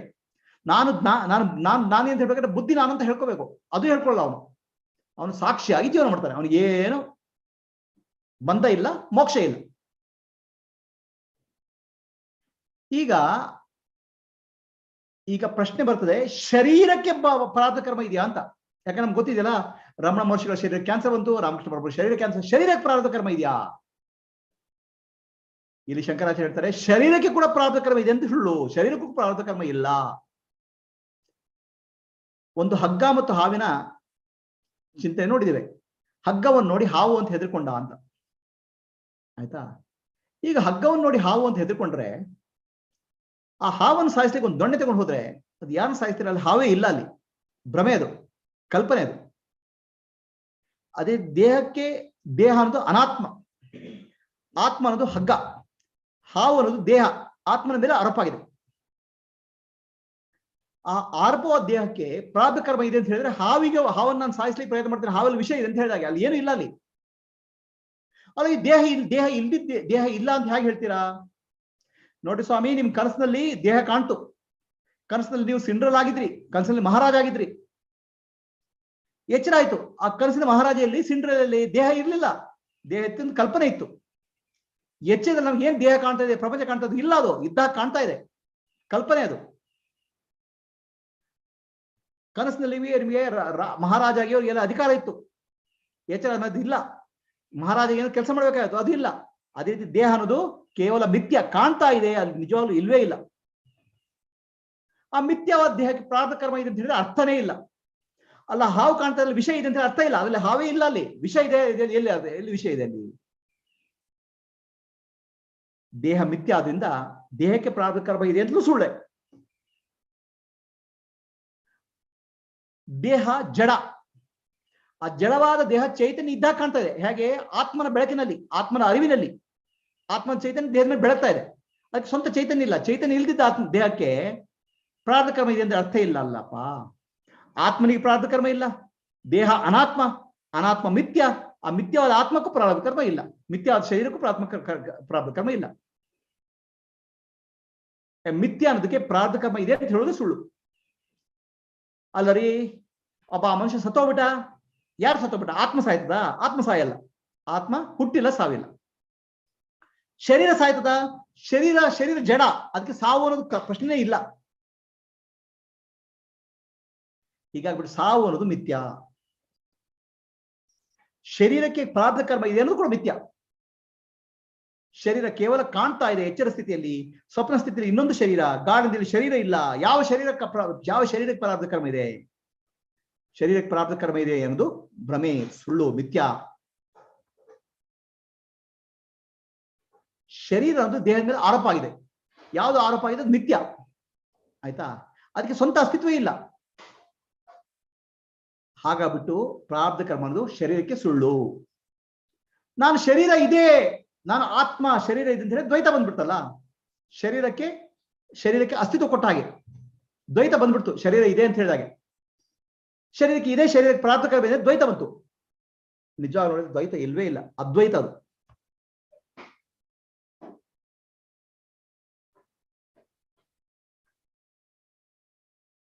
ಹಾಗಿದ್ದೆ ನಮ್ಗೆ ಯಾಕಪ್ಪ ಸ್ವಾಮಿ ನಮ್ಗೆ ಕನ್ಫ್ಯೂಷನ್ ಮಾಡ್ತೀರಾ? ನಮ್ಗೆ ಯಾಕೆ ಗೊಂದಲ ಮಾಡ್ತೀರಾ? ಒಂದ್ಸಲ ಶರೀರಕ್ಕೆ ಗೊಂದಲ, ನಾನೀಗ ಪ್ರಾರಬ್ಧ ಕರ್ಮ ಇದೆ ಅಂತ ಹೇಳ್ತೀರಾ, ಇನ್ನೊಂದ್ಸಲ ನಾನೀಗ ಪ್ರಾರಬ್ಧ ಕರ್ಮ ಇಲ್ಲ ಅಂತ ಹೇಳ್ತೀರಾ, ಆಯ್ತಾ? ಇದು ಇದೇ ಇಲ್ಲ ಅಂತ ಹೇಳ್ತಾ ಇರೋದು ಸಾಮಾನ್ಯ ಜನರ ದೃಷ್ಟಿಯಲ್ಲಿ. ಜನರೆಲ್ಲ ನೋಡ್ತಾರಲ್ಲ, ಸಾಮಾನ್ಯ ಜನರಿಗೆ ಪ್ರಶ್ನೆ ಇದೆ. ಸೊ ಜ್ಞಾನಿ ಮಾತಾಡ್ತಾರೆ, ಜ್ಞಾನಿ ನಡೆದಾಡ್ತಾರೆ, ಜ್ಞಾನಿ ಕೆಲಸ ಮಾಡ್ತಾ ಇದ್ದಾರೆ, ಜ್ಞಾನಿಗೆ ರೋಗ ಬಂತು, ಇದು ಸಾಮಾನ್ಯ ಜನರ ದೃಷ್ಟಿಯಲ್ಲಿ ಇದೆ, ಆಯ್ತಾ? ಇದು ಸಾಮಾನ್ಯ ಜನರಿಗೆ ಅವರಿಗೆ ಒಂದು ಸಮಾಧಾನ ಹೇಳಲಿಕ್ಕೆ ಜ್ಞಾನಿಗೆ ಪ್ರಾರಬ್ಧ ಕರ್ಮ ಇದೆ ಅಂತ ಹೇಳುದು. ಸಾಮಾನ್ಯ ಜನರು ಇನ್ನೂ ಅಜ್ಞಾನದಲ್ಲಿದ್ದಾರೆ, ಅವರು ಇನ್ನೂ ಮಾಯೆಯಲ್ಲಿದ್ದಾರೆ. ಮಾಯೆಯಲ್ಲಿದ್ದ ಜನರಿಗೆ ಪಾಠ ಹೇಳಬೇಕು. ಪಾಠ ಹೇಳೋದು ಜ್ಞಾನಿಗೆ ಪಾಠ ಆಗತ್ತೆ ಇಲ್ಲ. ಜ್ಞಾನಿ ಆಲ್ರೆಡಿ ಮುಗ್ದೋಗ್ಬಿಟ್ಟಿದೆ ಅವನ ಕೆಲಸ. ಅವನಿಗೇನು ವೇದಗಳು ಉಪನಿಷತ್ತು ಬೇಕಾಗಿಲ್ಲ. ವೇದಾಹ ಭವಂತಿ ಅವೇದಾಹ, ಅವನಿಗೆ ವೇದಗಳ ಅಗತ್ಯ ಇಲ್ಲ, ಉಪನಿಷತ್ತು ಅಗತ್ಯ ಇಲ್ಲ, ಭಗವದ್ಗೀತೆ ಅಗತ್ಯ ಇಲ್ಲ ಅವನಿಗೆ. ಆದ್ರೆ ಅವನು ವೇದ ಉಪನಿಷತ್ ಭಗವದ್ಗೀತೆ ಬೇರೆ ಹೇಳ್ಕೊಡ್ತಾನೆ, ಯಾಕಂದ್ರೆ ಅವ್ರಿಗೆ ಅಗತ್ಯ ಇದೆ, ಅಜ್ಞಾನಿಗಳಿಗೆ. ಸೊ ಪಾಠ ಇರೋದು ಅಜ್ಞಾನಿಗಳಿಗೆ, ಜ್ಞಾನಿಗಳಿಗೆಲ್ಲ. ಅಜ್ಞಾನಿಗಳ ದೃಷ್ಟಿಯಲ್ಲಿ ಜ್ಞಾನಿಗಳಿಗೆ ಶರೀರ ಕಾಣ್ತಾರೆ, ಯಾಕಂದ್ರೆ ಅವ್ರು ಅಜ್ಞಾನದಲ್ಲಿದ್ದಾರೆ. ಅವ್ರು ನಾನು ಶರೀರ ಆದ್ಮೇಲೆ ಜ್ಞಾನಿ ಕೂಡ ಶರೀರ ಆದ. ಅವ್ರಿಗೆ ಜ್ಞಾನಿ ಆದ್ರೆ ಆತ್ಮ, ಪರಮಾತ್ಮ, ಬ್ರಹ್ಮಸ್ವರೂಪ ಅಂತ ಅರಿವಿಲ್ಲ. ಜ್ಞಾನಿಯ ದೃಷ್ಟಿಯಲ್ಲಿ ಅವನಿಗೆ ಆ ಪ್ರಾರಬ್ಧ ಕರ್ಮ ಇಲ್ಲ. ಅಜ್ಞಾನಿಗಳ ದೃಷ್ಟಿಯಲ್ಲಿ ಜ್ಞಾನಿ ಅಂದ್ರೆ ಶರೀರ ಮಾತ್ರ. ಆ ಶರೀರಕ್ಕೆ ಅಜ್ಞಾನ ಇದೆ. ಯಾರ ದೃಷ್ಟಿಯಲ್ಲಿ? ಅಜ್ಞಾನಿಗಳ ದೃಷ್ಟಿಯಲ್ಲಿ. ಸೊ ಪಾಠ ಹೇಳ್ತಿರೋದು ಅಜ್ಞಾನಿಗಳಿಗೆ. ನಾವು ದತ್ತಾತ್ರೇಯರ ಚಿತ್ರ ನೋಡಿದ್ದೇವೆ. ದತ್ತಾತ್ರೇಯ ಚಿತ್ರದಲ್ಲಿ 4 ನಾಯಿಗಳನ್ನು ಹಿಂಬಾಲಿಸ್ಕೊಂಡು ಹೋಗ್ತವೆ. ಸೊ 4 ನಾಯಿಗಳು ಏನ್ ಗೊತ್ತಾ? ಅದು 4 ವೇದಗಳು: ಋಗ್ವೇದ, ಯಜುರ್ವೇದ, ಸಾಮವೇದ, ಅಥರ್ವವೇದ. ಅಯ್ಯಪ್ಪ, ವೇದಗಳಿಗೆ ನಾಯಿಗಳಂತ ಹೇಳ್ತಿಲ್ಲ, ಇದಂತ ಅಪಚಾರ ಅಂತ. ವೇದಗಳಿಗೆ ನಾಯಿ ಅಂತ ಹೇಳ್ತಾ ಇರೋದು ಅಪಚಾರ ಅಲ್ಲ. ನಾಯಿಗಳಿಗೆ ನಾಯಿಗಳು ಆ ಜ್ಞಾನಿಯಾದ ದತ್ತಾತ್ರೇಯರನ್ನ ಹಿಂದೆ ಹೋಗ್ತಾ ಇದ್ದಾವೆ. ಅಂದ್ರೆ ವೇದಗಳು ಜ್ಞಾನಿಯ ಮಾತು ಕೇಳ್ತವೆ. ವೇದಗಳು ಜ್ಞಾನಿ ಹಿಂಬಾಲಿಸ್ತವೆ. ಜ್ಞಾನಿ ಹೇಳಿದ ವೇದವಾಕ್ಯ ಆಗ್ತದೆ. ಜ್ಞಾನಿ ವೇದವಾಕ್ಯ ಮಾಡ್ಬೇಕಾಗಿಲ್ಲ, ಜ್ಞಾನಿಯ ಮಾತು ವೇದವಾಕ್ಯ ಆಗ್ತದೆ. ಅದಕ್ಕೆ ರಾಮಕೃಷ್ಣ ಪರಮಹಂಸರು ಹೇಳಿದ್ದು ವಚನ ವೇದ, ಅವರ ಮಾತು ವೇದ. ಆದ್ರೆ ಸಾಮಾನ್ಯ ಜನ ಏನ್ ಮಾಡಬೇಕು? ಸಾಮಾನ್ಯ ಜನರು ವೇದಗಳನ್ನು ಅವಲಂಬಿಸಬೇಕು, ವೇದಗಳು ಹೇಳ್ದಾಗ ಕೇಳಬೇಕು. ಸಾಮಾನ್ಯ ಜನ ನಾಯಿಗಳಾಗಿ ವೇದಗಳನ್ನ ಹಿಂಬಾಲಿಸಬೇಕು.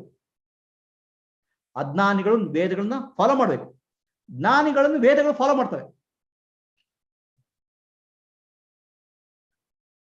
ಅಜ್ಞಾನಿಗಳಿಗೆ ವೇದಗಳು ಹೇಳ್ತವೆ, ಮೊದಲು ಕರ್ಮಕಾಂಡ ಮಾಡು, ದಿನ ಪೂಜೆ ಮಾಡು, ಪಂಚಯಜ್ಞಗಳು ಮಾಡು.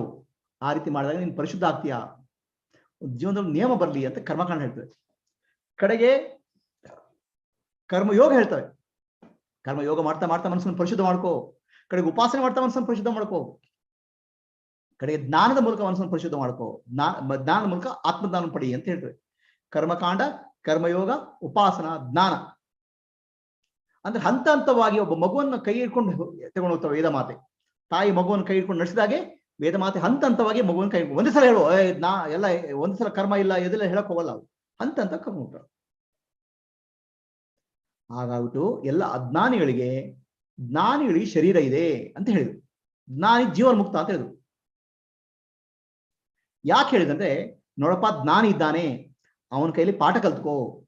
ಜ್ಞಾನಿ ಅಂತ ಒಬ್ಬ ವ್ಯಕ್ತಿ ಅಂತ ತಿಳ್ಕೊಬೇಡ, ಈಶ್ವರನೇ ಆ ಶರೀರದ ಮೂಲಕ ಮಾತಾಡ್ತಾ ಇದ್ದಾನೆ ಅಂತ ತಿಳ್ಕೊ. ಇಲ್ಲ ಅವನೊಬ್ಬ ಜ್ಞಾನಿ ಮನುಷ್ಯ ಅಂತ ತಿಳ್ಕೊಂಡ್ರೆ ಅವಾಗ ಅವ್ರು ಹೇಳಿದ ಮಾತನ್ನು ತಟ್ಟೋದಿಲ್ಲ. ಎಲ್ಲ ಒಂದು ಫಿಸಿಕ್ಸ್ ಕೆಮಿಸ್ಟ್ರಿ ಟೀಚರ್ ಹೇಳಿದಾಗ ಇವರು ಏನೋ ವೇದ ಅಂತ ಹೇಳ್ತಾರೆ ಅಂತ ತಿಳ್ಕೊಳ್ತಾರೆ. ನಿಜವಾದ ಆತ್ಮಜ್ಞಾನಿ ಗುರು ಈಶ್ವರನೇ. ಈಶ್ವರೋ ಗುರು ಆತ್ಮೇತಿ. ಈಶ್ವರನನ್ನ ಆ ಗುರುವಿನ ರೂಪದಲ್ಲಿ ಬಂದಿದ್ದಾನೆ ಅಂತ ತಿಳ್ಕೊಳ್ತಿದ್ರೆ ನಮಗೆ ಜ್ಞಾನ ಬರೋದಿಲ್ಲ. ಆ ಜ್ಞಾನಿ ಜೀವಾತ್ಮ ಪರಮಾತ್ಮನ ಏಕತ್ವವನ್ನು ಪಡೆದಿದ್ದಾನೆ, ಅವನೇ ಜೀವನ್ ಮುಕ್ತ. ಹಾಗೆ ಜೀವನ್ ಮುಕ್ತ ಅನ್ನೋದು ಸಾಮಾನ್ಯ ಜನರ ದೃಷ್ಟಿಯಿಂದ, ಯಾಕಂದ್ರೆ ಅವ್ರ ಕೈಲಿ ಜ್ಞಾನಿಗಳ ಕೈಲಿ ಪಾಠ ಕಲಿಬೇಕು. ಜ್ಞಾನಿ ದೃಷ್ಟಿಯಲ್ಲಿ ಅವನು ಜೀವನ್ ಮುಕ್ತನೂ ಅಲ್ಲ, ಅವನು ಬ್ರಹ್ಮನೇ. ಅವನಿಗೆ ಹುಟ್ಟಿಲ್ಲ, ಸಾವಿಲ್ಲ, ಅವನು ವಿದೇಹ ಮುಕ್ತ. ಅವನಿಗೆ ಸಾಮಾನ್ಯ ಜನ ದೃಷ್ಟಿಯಲ್ಲಿ ಜ್ಞಾನಿ ಬದುಕಿದ್ದಾಗ ಜೀವನ್ ಮುಕ್ತ ಆಗಿದ್ದ, ಸತ್ಮೇಲೆ ವಿದೇಹ ಮುಕ್ತ ಆದ ಅಂತ, ಅಂದ್ರೆ ದೇಹ ಕಳೆದೋಯ್ತು ಅಂತ. ಆ ಜ್ಞಾನಿ ದೃಷ್ಟಿಯಲ್ಲಿ ಜ್ಞಾನ ಬಂದ ಅಕ್ಷರ ವಿದೇಹ ಮುಕ್ತನೇ ಅವನು. ಅದಕ್ಕೆ ವಿದೇಹ ಜನಕ ಅಂತ ಹೇಳೋದು. ಅವನು ಬದುಕಿದ್ದಾಗಲೇ ರಾಜ್ಯಭಾರ ಮಾಡ್ತಾ ಇದ್ದಾನೆ, ಆದ್ರೆ ವಿದೇಹ ಜನಕ. ಸೊ ಹಾಗಿದ್ರೆ ಜ್ಞಾನಿಗೆ ಪ್ರಾರಬ್ಧ ಕರ್ಮ ಇದೆ ಅಂತ ಹೇಳೋದು ಕೇವಲ ಜನರ ದೃಷ್ಟಿಯಿಂದ, ಯಾಕಂದ್ರೆ ಅವರ ಅಜ್ಞಾನ ಇದೆ, ಅವ್ರಿಗೆ ಉದ್ಧಾರ ಆಗ್ಲಿಕ್ಕೆ ಹೇಳ್ತಾ ಇರೋದು ಅಷ್ಟೇ, ಜ್ಞಾನಿಯ ದೃಷ್ಟಿಯಿಂದ ಅಲ್ಲ. ಸೊ ಜ್ಞಾನಿಗೆ ಪ್ರಾರಬ್ಧ ಕರ್ಮ ಇಲ್ಲ. ಹಾಗಾಗ್ಬಿಟ್ಟು ಬಹಳ ಖುಷಿ ಪಡ್ಕೊಳ್ಳಿ. ನಿಮಗೆ ನಾನೆಂಬುದು ನಾನಲ್ಲ, ಈ ದೇಹ ಮನ ಬುದ್ಧಿ ನಾನಲ್ಲ, ಸಚಿದಾನಂದ ಆತ್ಮ ಶಿವನಾನು ಶಿವೋಹಂ ಗೊತ್ತಾಯ್ತು. ನಿಮ್ಗೆ ಪ್ರಾರಬ್ಧ ಕರ್ಮನೂ ಇಲ್ಲ. ಪ್ರಾರಬ್ಧ ಕರ್ಮ ಲೋಕ ದೃಷ್ಟಿ ಇದೆ. ಮಜಾ ಮಾಡಿ.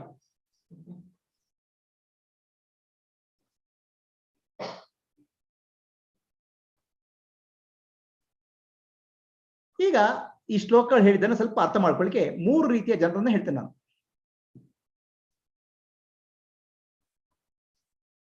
ಒಬ್ಬ ಅಜ್ಞಾನಿ ಇದ್ದಾನೆ, ಸಂಸಾರಿ. ಅವನ ಕಲ್ಪನೆ ಏನು? ದೇಹ ನಾನು, ಮನಸ್ಸು ನಾನು, ಬುದ್ಧಿ ನಾನು ಅಲ್ಪ, ನನಗೆ ಸಂತೋಷ ಬೇಕು, ಖುಷಿ ಬೇಕು. ಹಾಗಾಗ್ಬಿಟ್ಟು ಅವನ ಇಡೀ ಜೀವನ ಸಂತೋಷಕ್ಕೋಸ್ಕರ ಹುಡುಕಾಟ.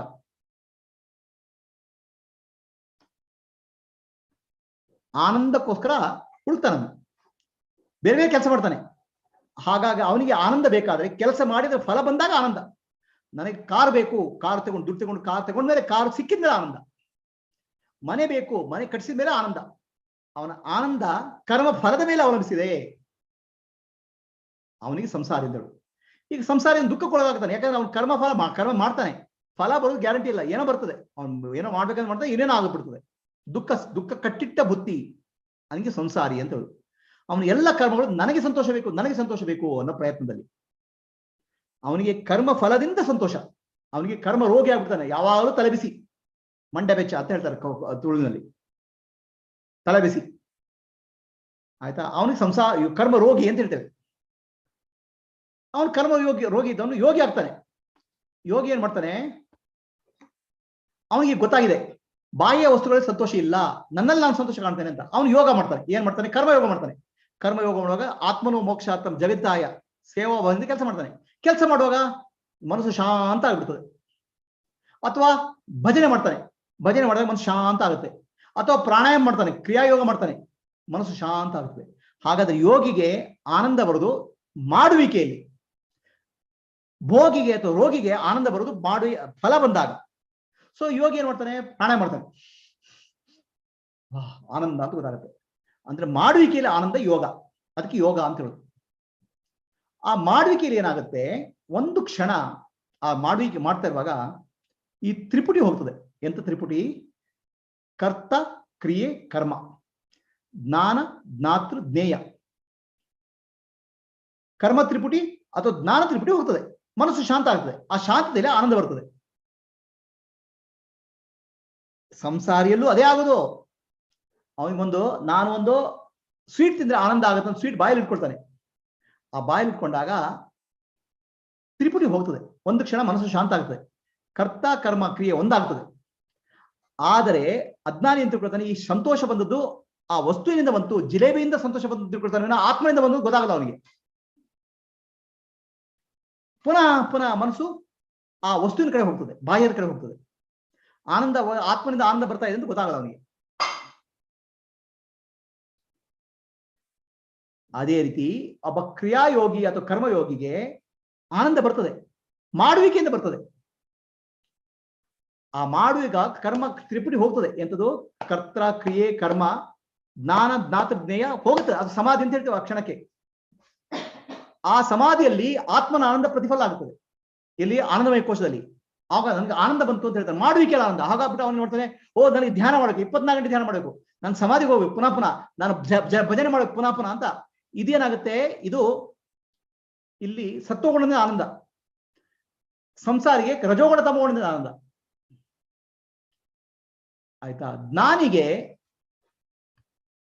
ಅವನಿಗೆ ನಾನು ಆನಂದ ಸ್ವರೂಪಿ ಆಗ್ಬಿಟ್ಟಿದ್ದೇನೆ, ಸಚ್ಚಿದಾನಂದ ಸ್ವರೂಪಿ, ನಾನೇ ಆತ್ಮ, ಆತ್ಮ ಆನಂದ ಸ್ವರೂಪಿ.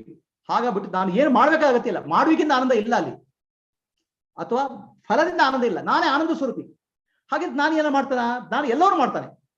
ಜ್ಞಾನಿ ಶರೀರ ಎಲ್ಲ ನಡೀತದೆ ಆನಂದಗೋಸ್ಕರಕ್ಕಲ್ಲ, ಆನಂದದಿಂದ. ಆನಂದ ಸ್ವರೂಪಿ ಅವನು, ಆನಂದ ಸಾಗರ ಅವನು. ಆ ಆನಂದ ಸಾಗರ ಮನಸ್ಸಿನ ಮೇಲೆ ಪ್ರತಿಫಲದಿದ್ದಾಗ ಆ ದೇಹ, ಮನಸ್ಸು, ಬುದ್ಧಿ ಶಾಂತದಿಂದ ಆನಂದದಿಂದ ಲೋಕ ಕಲ್ಯಾಣ ಕೆಲಸ ಮಾಡ್ತದೆ. ಅವನಿಗೆ ಕರ್ತ ನಾನು ಅನ್ನೋ ಭಾವನೆ ಇಲ್ಲ. ದೇಹ ಅನ್ನೋದು ಲೋಕ ಕಲ್ಯಾಣಕ್ಕೆ ಉಪಯೋಗ ಆಗುತ್ತದೆ. ಈ ರೀತಿ ಭೋಗಿ, ಯೋಗಿ ಮತ್ತು ರೋಗಿ ಇವರ ಮಧ್ಯೆ ವ್ಯತ್ಯಾಸ ತಿಳ್ಕೋಬೇಕು. ಭೋಗಿ, ರೋಗಿ, ಯೋಗಿ ಮತ್ತು ಜ್ಞಾನಿ ವ್ಯತ್ಯಾಸ ತಿಳ್ಕೋಬೇಕು.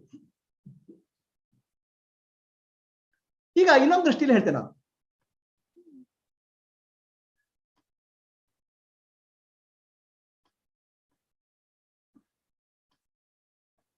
ಇಲ್ಲೊಂದು ಸಿನಿಮಾ ನೋಡ್ತಾ ಇದೆ, ಸಿನಿಮಾ ಕಾಣ್ತಾ ಇದೆ ಸ್ಕ್ರೀನ್ ಮೇಲೆ, ಬಣ್ಣ ಬಣ್ಣದ ಸಿನಿಮಾ.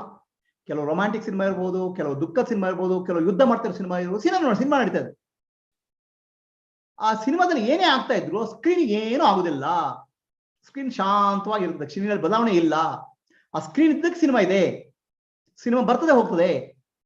ಅದೇ ರೀತಿ ನಮ್ಮ ಜೀವನ ಕೂಡ ಒಂದು ಸಿನಿಮಾ. ಎಚ್ಚರದ ಕನಸು, ಎಚ್ಚರದ ಸಿನಿಮಾ. ಎಚ್ಚರ ಆದ್ಕೊಳ್ಳೆ ಬರ್ತದೆ ಒಂದು ಸಿನಿಮಾ. ಗಂಡ, ಹೆಂಡತಿ, ಮಕ್ಕಳು, ಆಯ್ತಾ, ಪ್ರಪಂಚ, ಎಚ್ಚರದ ಪ್ರಪಂಚ, ಇದೊಂದು ಸಿನಿಮಾ. ಆಯ್ತು, ಮಲಕೊಂಡೆ ಕೂಡಲೇ ಎಚ್ಚರದ ಸಿನಿಮಾ ಹೋಯ್ತು. ಮಲಗಿದ ಇನ್ನೇನೋ ಸಿನಿಮಾ, ನಾನು ಎಲ್ಲೋ ಹೋಗ್ತಾ ಇದ್ದೇನೆ, ಯಾರೋ ಇನ್ಯಾವುದೋ ಮನೆ, ಯಾವುದೋ ಗಂಡ, ಯಾವುದೋ ಹೆಂಡತಿ, ಮಲಗಿದ ಸಿನಿಮಾ. ಕಡೆ ಗಾಢ ನಿದ್ದೆ ಹೋಗ್ತಾನೆ, ಸಿನಿಮಾ ಎಲ್ಲ ಸ್ಟಾಪ್, ಇಂಟರ್ವಲ್. ಎಚ್ಚರ ಕನಸು ಗಾಢ ನಿದ್ದೆ ಅನ್ನೋ ಸಿನಿಮಾ ಪುನಃ ಪುನಃ ಬರ್ತಾ ಇರ್ತದೆ ಸ್ಕ್ರೀನ್ ಮೇಲೆ. ಆ ಸ್ಕ್ರೀನ್ಗೆ ಏನು ಬದಲಾವಣೆ ಇಲ್ಲ. ಆ ಸ್ಕ್ರೀನೇ ಆತ್ಮ ಸಾಕ್ಷಿ, ಅದು ನಾನು, ನಿಜವಾದ ನಾನು. ಎಚ್ಚರದ ಕನಸು ಗಾಢ ನಿದ್ದೆ, ಶರೀರ, ಮನಸ್ಸು, ಬುದ್ಧಿ, ಪ್ರಪಂಚ ಬರೀ ಸಿನಿಮಾ ಮೇಲೆ ಪ್ರೊಜೆಕ್ಷನ್ ಅಷ್ಟೇ ಸ್ಕ್ರೀನ್ ಮೇಲೆ. ನಾನು ಯಾರು? ಸ್ಕ್ರೀನ್, ಆತ್ಮ, ಅದನ್ನ ನೋಡ್ತಾ ಇರೋನು. ನಾನು ಇಲ್ದಿದ್ರೆ ಆ ಸಿನಿಮಾ ಇಲ್ಲ. ಆದ್ರೆ ಸಿನಿಮಾದಲ್ಲಿ ಏನಾಗುತ್ತೆ ನನಗೆ ಏನು ಪರಿಣಾಮ ಇಲ್ಲ. ಸಿನಿಮಾದಲ್ಲಿ ಬೆಂಕಿ ಬಿತ್ತು, ಸ್ಕ್ರೀನಿಗೆ ಏನೂ ಆಗುದಿಲ್ಲ. ಅದೇ ರೀತಿ ಪ್ರಪಂಚದಲ್ಲಿ ದೇಹ, ಮನಸ್ಸು, ಬುದ್ಧಿಗೆ ಏನೋ ಆಯ್ತು, ಆದ್ರೆ ನನಗೇನೂ ಆಗುದಿಲ್ಲ. ಇದು ಸಂಸಾರಿ ಈ ಸಿನಿಮಾದಲ್ಲಿ ತಿರುಗಾಡ್ತಾನೆ. ಎಚ್ಚರ ಕನಸು, ಅವನಿಗೆ ಮುಂದೆ ಬೇರೆ ಏನಿದೆ ಅಂತ ಗೊತ್ತಿಲ್ಲ, ಸ್ಕ್ರೀನ್ ಇದೆ ಅಂತ ಗೊತ್ತಿಲ್ಲ. ಆಯ್ತಾ. ಆದ್ರೆ ಅವನು ಆನಂದವನ್ನು ಹುಡುಕ್ತಾ ಇರ್ತಾನೆ, ಸಂತೋಷ ಹುಡುಕ್ತಾ ಇರ್ತಾನೆ. ಎಲ್ಲಿ? ಸಿನಿಮಾದಲ್ಲೇ. ಸಿನಿಮಾದ ಹುಡುಗಿ ಇದ್ದಾಳೆ, ಆ ಹುಡುಗಿ ಕಂಡ್ರೆ ನಂಗೆ ಪ್ರೀತಿ ಆಗುತ್ತೆ, ಪ್ರೀತಿ ಮಾಡಿದ್ರೆ ಸಂತೋಷ ಆಗುತ್ತೆ ಅಂತ ಸಿನಿಮಾದ ಹುಡುಗಿ. ಅವಳು ಒಂದು ಸಿನಿಮಾ ಅಂತ ಗೊತ್ತಿಲ್ಲ ಅವನಿಗೆ. ಕುಂತ್ರೆ ನಿಂತ್ರೆ ಅವಳದೇ ಧ್ಯಾನ, ಮನಸ್ಸಿಗೆ ಎಲ್ಲಿ ಸಮಾಧಾನ. ಆ ಹುಡುಗಿಯಿಂದ ಅವನಿಗೆ ಸಂತೋಷ ಬೇಕು. I love you, you love me, ಯಾಕೆ ನನಗೆ ನೀವು ಸಂತೋಷ ಕೊಡ್ತೀಯ ಅಂತ. ಆದ್ರೆ ಇಬ್ರು ಸಿನಿಮಾದಲ್ಲಿರೋ ಕ್ಯಾರೆಕ್ಟರ್ಗಳು ಅವ್ರು ನಿಜ ಅಲ್ಲ ಅಂತ ಅವ್ರಿಗೆ ಗೊತ್ತಿಲ್ಲ. ನಿಜವಾದ ಸ್ಕ್ರೀನ್ ಮಾತ್ರ ಗೊತ್ತಿಲ್ಲ, ನಿಜವಾದ ಸಂತೋಷ ಬರೋದು ಸ್ಕ್ರೀನ್ ಗೊತ್ತಿಲ್ಲ, ಸ್ಕ್ರೀನ್ ಅಂತ ಗೊತ್ತಿಲ್ಲ. ಸೊ ಅವನು ಸಂಸಾರಿ. ಯಾಕಂದ್ರೆ ಪುನಃ ಸ್ಕ್ರೀನ್ ನಲ್ಲಿ ಸಿನಿಮಾದಲ್ಲಿ ಹುಡುಕ್ತಾನೆ ಅವನು ಸಂತೋಷ ಇದೆ ಅಂತ. ಕಡೆಗೆ ಅವ್ನು ಸಮಾಧಿಗೆ ಹೋಗ್ತಾನೆ. ಸಮಾಧಿ ಕೂಡ ಒಂದು ಸಿನಿಮಾನೇ, ಯಾಕಂದ್ರೆ ಅದು ಕೂಡ ಒಂದು ಮನಸ್ಸಿನ ಸ್ಥಿತಿನೇ. ಈಗ ಏನ್ ಮಾಡ್ತಾನೆ ಅವನು, ನಾನು ಸ್ಕ್ರೀನ್ ಕಾಣ್ಬೇಕು ಅಂತ. ನನ್ನ ಮನಸ್ಸು ಶಾಂತ ಆದಾಗ ಸ್ಕ್ರೀನ್ ನನ್ಗೆ ಸಿಗುತ್ತೆ ಅಂತ. ಸ್ಕ್ರೀನ್ ಎಲ್ಲಿ ಸಿಗುತ್ತೆ ಅವನಿಗೆ? ಸ್ಕ್ರೀನ್ ಸಿಗಲ್ಲ ಅವನಿಗೆ. ಆದ್ರೆ ಮನಸ್ಸು ಶಾಂತ ಆಗುತ್ತೆ, ಶಾಂತ ಮಾಡಿ ಪ್ರಯತ್ನ ಮಾಡ್ತಾನೆ. ಅದಕ್ಕೆ ನಿರ್ವಿಕಲ್ಪ ಸಮಾಧಿ ಅಂತ ಹೇಳ್ತೇವೆ. ಪುನಃ ಮನಸ್ಸನ್ನು ಶಾಂತ ಮಾಡಿ ಪ್ರಯತ್ನ ಮಾಡ್ತಾನೆ. ಆಯ್ತಾ. ಇವನಿಗೆ ಏನಾಗುತ್ತೆ, ಇದು ಸ್ಕ್ರೀನ್ ನಿಜವಾದ ಸ್ಕ್ರೀನ್ ಸತ್ಯ, ಆ ಸ್ಕ್ರೀನ್ ಅನ್ನು ಕಾಣ್ಬೇಕು ಅನ್ಸುತ್ತೆ. ಆತ್ಮ ಸತ್ಯ, ಆತ್ಮವನ್ನು ಕಾಣ್ಬೇಕು ಅಂತ ಸಮಾಧಿಗೆ ಹೋಗ್ತಾನೆ ಪುನಃ. ಈಗೇನಾಗುತ್ತೆ, ಮನಸ್ಸು ಒಂದು ಕ್ಷಣ ತಣ್ಣಗಾಗುತ್ತೆ, ಶಾಂತವಾಗುತ್ತೆ. ಅದಕ್ಕೆ ಮನೋಲಯ ಅಂತ ಹೇಳೋದು. ಈಗ ಜ್ಞಾನ ತ್ರಿಪುಟಿ ಮತ್ತು ಕರ್ಮ ತ್ರಿಪುಟಿ ಎರಡೂ ಹೋಗ್ತದೆ. ಕರ್ತ ಕರ್ಮ ಕ್ರಿಯೆ, ಜ್ಞಾನ ಜ್ಞಾತೃ ಜ್ಞೇಯ, ಮೂರು ಒಂದು ಶಾಂತ ಆಗುತ್ತೆ, ಮನಸ್ಸು ಶಾಂತ ಆಗುತ್ತೆ. ಈಗ ಉದಾಹರಣೆಗೆ ಗಾಢನಿದ್ದೆ. ಸಮಾಧಿ ಅಂದ್ರೆ ಎಚ್ಚರದ ನಿದ್ದೆ, ಎಚ್ಚರದ ಅರಿವಿದೆ, ಗಾಢನಿದ್ದೆ ಶಾಂತದ ಇದೆ. ಆ ಸ್ಥಿತಿಯನ್ನು ಮುಟ್ತಾನೆ, ಅವನಿಗೆ ಖುಷಿ ಆಗುತ್ತದೆ. ಈಗ ಅಂತ ಹೇಳಿದ್ರೆ ಸಮಾಧಿ ಮಾಡಿದ್ರೆ ನನಗೆ ಖುಷಿ ಆಗುತ್ತೆ, ಸಮಾಧಿಯಲ್ಲಿ ಹೋದ್ರೆ ಖುಷಿ ಆಗುತ್ತೆ, ಪುನಃ ಮಾಡೋಣ, ಭಜನೆ ಮಾಡೋಣ, ಕರ್ಮಯೋಗ ಮಾಡೋಣ, ಕ್ರಿಯಾಯೋಗ ಮಾಡೋಣ, ಪುನಃ ಸಮಾಧಿಯನ್ನು ಪಡೆಯೋಣ ಅಂತ.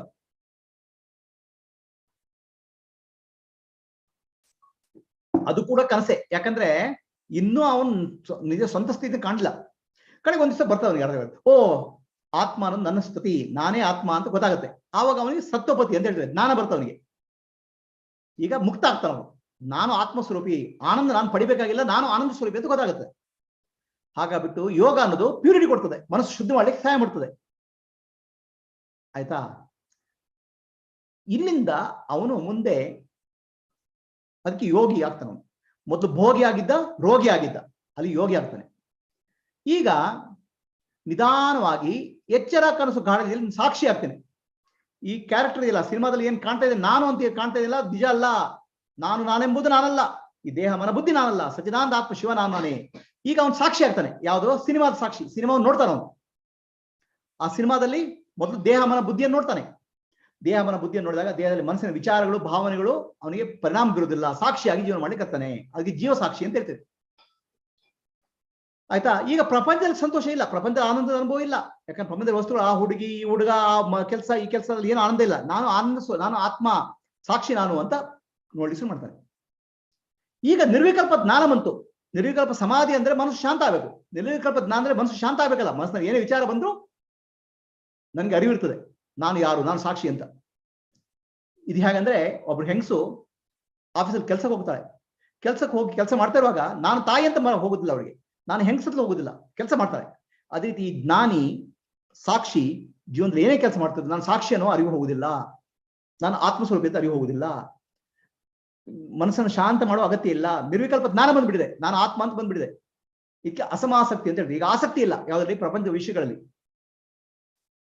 ಆಯ್ತಾ. ಈಗ ಸ್ಕ್ರೀನ್ ಅಂತ ನಿಜ ಅಂತ ಇದೆ, ಸ್ಕ್ರೀನ್ ನಿಜ, ನಾನು ಮಾತ್ರ ಸುಳ್ಳು ಅಂತ ಗೊತ್ತಾಯ್ತು.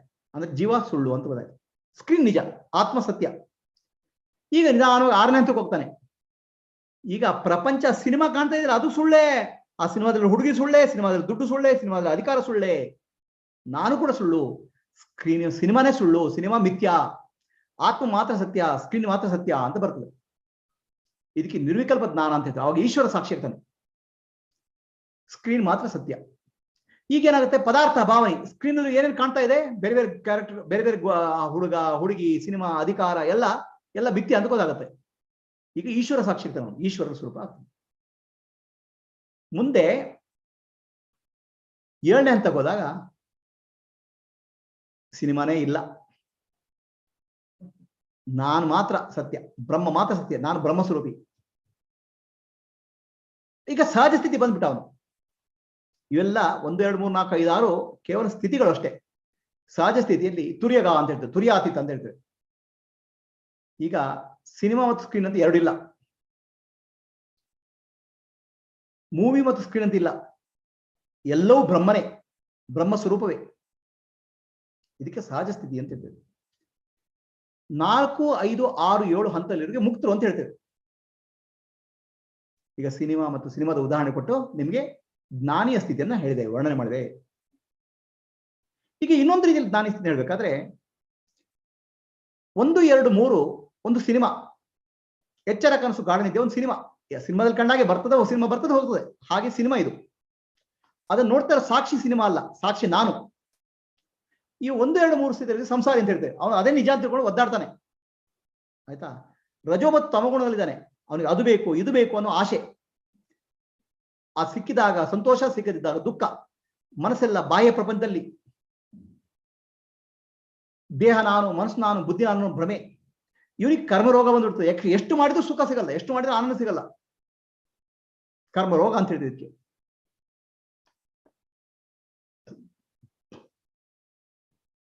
ಅಲ್ಲಿಂದ ಅವ್ನು 4ನೇ ಹಂತಕ್ಕೆ ಹೋಗ್ತಾನೆ. ಈಗ ಸಮಾಧಿ ಅನ್ನೋ ಸಿನಿಮಾಕ್ಕೆ ಹೋಗ್ತಾನೆ. ಸಮಾಧಿ, ಪುನಃ ಪುನಃ ಧ್ಯಾನ ಮಾಡ್ತಾನೆ, ಪುನಃ ಪುನಃ ಕ್ರಿಯಾಯೋಗ ಮಾಡ್ತಾನೆ, ಪುನಃ ಪುನಃ ಹಠಯೋಗ ಮಾಡ್ತಾನೆ, ಪುನಃ ಪುನಃ ಕರ್ಮಯೋಗ ಮಾಡ್ತಾನೆ.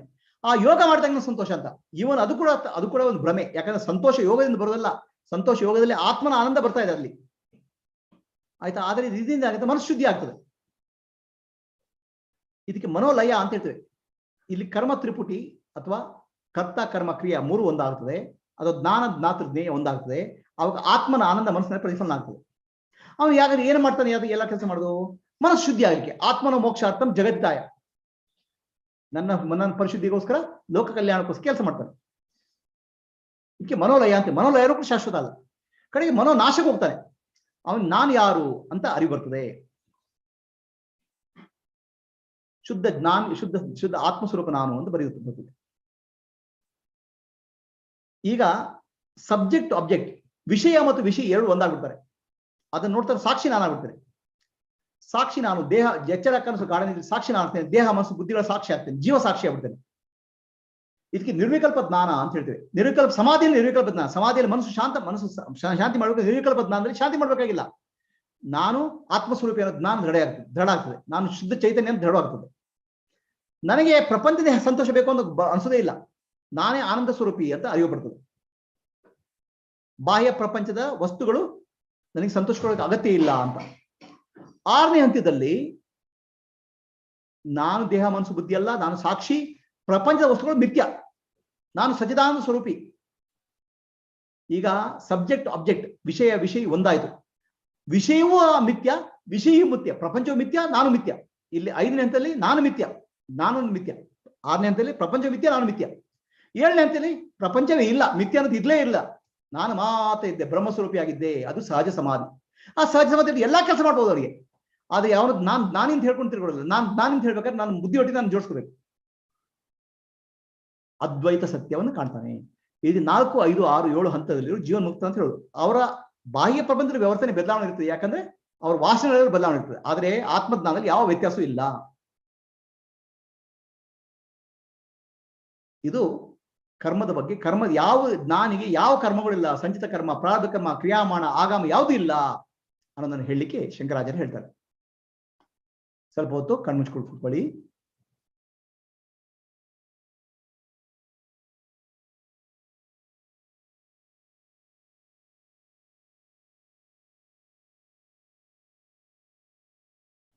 ಈ ದಿನ ಶಂಕರಾಚಾರ್ಯರು ಜೀವನ್ ಮುಕ್ತನಿಗೆ ಯಾವ ಕರ್ಮಗಳಿಲ್ಲ ಅಂತ ಹೇಳ್ತಿದ್ದಾರೆ. ಸಂಚಿತ ಕರ್ಮ, ಪ್ರಾರಬ್ಧ, ಆಗಾಮಿ, ಕ್ರಿಯಾಮಾಣ, 4 ರೀತಿಯ ಕರ್ಮಗಳು. ಸಂಚಿತ ಕರ್ಮ ಅನೇಕ ಜನ್ಮಗಳಲ್ಲಿ ಮಾಡಿದ ಕರ್ಮ, 100 ಕೋಟಿ ಕಲ್ಪಗಳಲ್ಲಿ ಮಾಡಿದ ಕರ್ಮ ಜ್ಞಾನ ಬಂದ ತಕ್ಷಣ ಕರಗೋಗ್ಬಿಡ್ತದೆ. ಯಾಕಂದ್ರೆ ನಾನು ದೇಹ ಅಲ್ಲ ಆದ್ಮೇಲೆ ನಾನು ಯಾವ ಕರ್ಮಗಳು ಮಾಡಿಲ್ಲ. ದೇಹ ಅನ್ನೋ ಭ್ರಮೆ ಇತ್ತು ನನಗೆ, ಕರ್ಮ ಬಂಧನ ನನಗಿಲ್ಲ. ಆಗ್ಬಿಟ್ಟು ಸಂಚಿತ ಕರ್ಮ ಎಲ್ಲ ಕಳೆದೋಗುತ್ತೆ. ಹೇಗೆ ಸ್ವಪ್ನದಲ್ಲಿ ನಾನು ಏನೇ ಕರ್ಮ ಮಾಡಿದ್ದೆ, ಒಳ್ಳೆ ಕೆಲಸ ಕೆಟ್ಟ ಕೆಲಸ ಮಾಡಿದ್ದೆ, ಎಚ್ಚರ ಆದ್ಮೇಲೆ ಅದಕ್ಕೆ ಫಲ ಇಲ್ಲ. ಅದೇ ಸಂಚಿತ ಕರ್ಮವನ್ನು ಕಳ್ಕೊಳ್ತಾನೆ. ಕ್ರಿಯಾಮಾಣ ಕರ್ಮ, ನಾನು ಈಗ ಮಾಡ್ತಿರೋ ಕರ್ಮ, ನಾನು ಯಾವ ಎಲ್ಲ ಕೆಲಸವನ್ನು ಲೋಕ ಕಲ್ಯಾಣಕ್ಕೋಸ್ಕರ ಮಾಡ್ತಾನೆ, ಸ್ವಾರ್ಥಕ್ಕೋಸ್ಕರ ಏನೂ ಮಾಡುದಿಲ್ಲ. ಲೋಕ ಕಲ್ಯಾಣಕ್ಕೋಸ್ಕರ ಮಾಡಿದ ಕೆಲಸ ಪುಣ್ಯ ಕೊಡ್ತದೆ. ಆದರೆ ಜ್ಞಾನಿ ಅನ್ನೋನು ಆತ್ಮಸ್ವರೂಪಿ, ಅಸಂಗ, ಆತ್ಮಕ್ಕೆ ಯಾವುದು ಅಂಟಿಕೊಳ್ಳುವುದಿಲ್ಲ. ಹಾಗೆ ಗಾಳಿಯಲ್ಲಿ ಗಾಳಿ ಕಲ್ಮಶ ಆಗ್ತದೆ, ನೀರು ಕಲ್ಮಶ ಆಗ್ತದೆ, ಬೆಂಕಿ ಕಲ್ಮಶ ಆಗ್ತದೆ. ಆದರೆ ಆಕಾಶ ಕಲ್ಮಶ ಆಗುವುದಿಲ್ಲೋ. ನಾನು ಆಕಾಶದ ಉಪಾಧಿಯಲ್ಲಿರೋ ಜ್ಞಾನಿ, ಆತ್ಮ. ಆ ಕಲ್ಪನೆಯಲ್ಲಿ ಆ ತಿಳುವಳಿಕೆ ಇರುವುದರಿಂದ ಅವನಿಗೆ ಯಾವ ಕರ್ಮಗಳು ಅಂಟಿಕೊಳ್ಳುವುದಿಲ್ಲ, ಕ್ರಿಯಾಮಾಣ ಕರ್ಮ ಅಂಟಿಕೊಳ್ಳುವುದಿಲ್ಲ, ಆಗಾಮಿ ಕರ್ಮ ಬರುವುದಿಲ್ಲ. ಕ್ರಿಯಾಮಾಣ ಕರ್ಮ ಸ್ವಾರ್ಥಕ್ಕೋಸ್ಕರ ಮಾಡೋದಿಲ್ಲ, ಲೋಕ ಕಲ್ಯಾಣಕ್ಕೋಸ್ಕರ ಮಾಡ್ತಾನೆ, ಅದು ಕೂಡ ಏನು ತೊಂದರೆ ಕೊಡುವುದಿಲ್ಲ. ಹಾಗೆ ಪ್ರಾರಬ್ಧ ಕರ್ಮ ಜ್ಞಾನಿಗಿದೆಯೋ ಅನ್ನೋ ಪ್ರಶ್ನೆ. ಜ್ಞಾನಿಗೆ ಪ್ರಾರಬ್ಧ ಕರ್ಮ ಕೂಡ ಇಲ್ಲ. ಯಾಕಂದ್ರೆ ದೇಹ ನಾನು, ಮನಸ್ಸು ನಾನು, ಬುದ್ಧಿ ನಾನು, ಯಾವುದು ನಾನಲ್ಲ ಆದ್ಮೇಲೆ, ಸಚ್ಚಿದಾನಂದ ಆತ್ಮ ನಾನಾದ್ಮೇಲೆ ನಾನು ಕರ್ಮವನ್ನು ಮಾಡೇ ಇಲ್ಲ, ಹುಟ್ಟೇ ಇಲ್ಲ, ಸಾವು ಇಲ್ಲ. ಹಾಗೆ ಕರ್ಮದ ಸಂಬಂಧವೇ ಇಲ್ಲ. ಕರ್ಮ ಅನ್ನೋದು ಪ್ರಾರಬ್ಧ ಕರ್ಮ ಅನ್ನೋದು ಶರೀರಕ್ಕೆ ಸಂಬಂಧಪಟ್ಟದ್ದು. ಶರೀರಕ್ಕೆ ಕೂಡ ಪ್ರಾರಬ್ಧ ಕರ್ಮದ ಅರ್ಥ ಇಲ್ಲ. ಯಾಕಂದ್ರೆ ಶರೀರ ಕೂಡ ಮಿಥ್ಯ, ಶರೀರ ಕೂಡ ಕಾಣ್ತದೆ, ಮರೆಯಾಗ್ತದೆ. ಎಚ್ಚರದಲ್ಲಿ ಕಾಣ್ತದೆ, ಸ್ವಪ್ನದಲ್ಲಿ ಮರೆಯಾಗ್ತದೆ. ಸ್ವಪ್ನದಲ್ಲಿ ಇನ್ನೊಂದು ಶರೀರ ಕಾಣ್ತದೆ, ಮರೆಯಾಗ್ತದೆ. ಗಾಢನಿದ್ರೆಯಲ್ಲಿ ಶರೀರವೇ ಇಲ್ಲ. ಸೊ ಶರೀರಕ್ಕೂ ಪ್ರಾರಬ್ಧ ಕರ್ಮ ಇದೆ ಅನ್ನೋದು ಸುಳ್ಳು, ಶರೀರ ಮಿಥ್ಯ. ಹಾಗಿದ್ರೆ ಜ್ಞಾನಿಗೆ ಪ್ರಾರಬ್ಧ ಕರ್ಮ ಇದೆ ಅಂತ ಹೇಳಿದ್ ಯಾಕೆ? ಜ್ಞಾನಿಗೆ ಪ್ರಾರಬ್ಧ ಕರ್ಮ ಇದೆ ಅಂತ ಹೇಳಿದ್ದು ಅಜ್ಞಾನಿಗಳ ದೃಷ್ಟಿಯಿಂದ. ಅವರು ಜ್ಞಾನಿಗೆ ಗೌರವ ಕೊಡ್ಲಿ, ಸೊ ಜ್ಞಾನಿಯ ಮೂಲಕ ಜ್ಞಾನವನ್ನು ಪಡ್ಕೊಳ್ಳಿ, ಜ್ಞಾನಿ ಈಶ್ವರ ಸ್ವರೂಪ, ಈಶ್ವರ ಗುರು ಆತ್ಮೀತಿ ಅನ್ನುವ ಅರಿವಿಂದ ಗುರುವಿನ ಬಳಿಗೆ ಹೋಗಿ ಆತ್ಮಜ್ಞಾನ ಪಡ್ಕೊಳ್ಳಿ ಅನ್ನೋ ಉದ್ದೇಶದಿಂದ ಜ್ಞಾನಿಗೆ ಪ್ರಾರಬ್ಧ ಕರ್ಮ ಇದೆ ಅಂತ ಹೇಳ್ತಾರೆ. ಇದು ಅಜ್ಞಾನಿಗಳ ದೃಷ್ಟಿಯಿಂದ ಹೊರತು ಜ್ಞಾನಿಗಳ ದೃಷ್ಟಿಯಿಂದ ಪ್ರಾರಬ್ಧ ಕರ್ಮ ಇಲ್ಲ. ಜ್ಞಾನಿಗೆ ಯಾವ ಕರ್ಮವೂ ಇಲ್ಲ.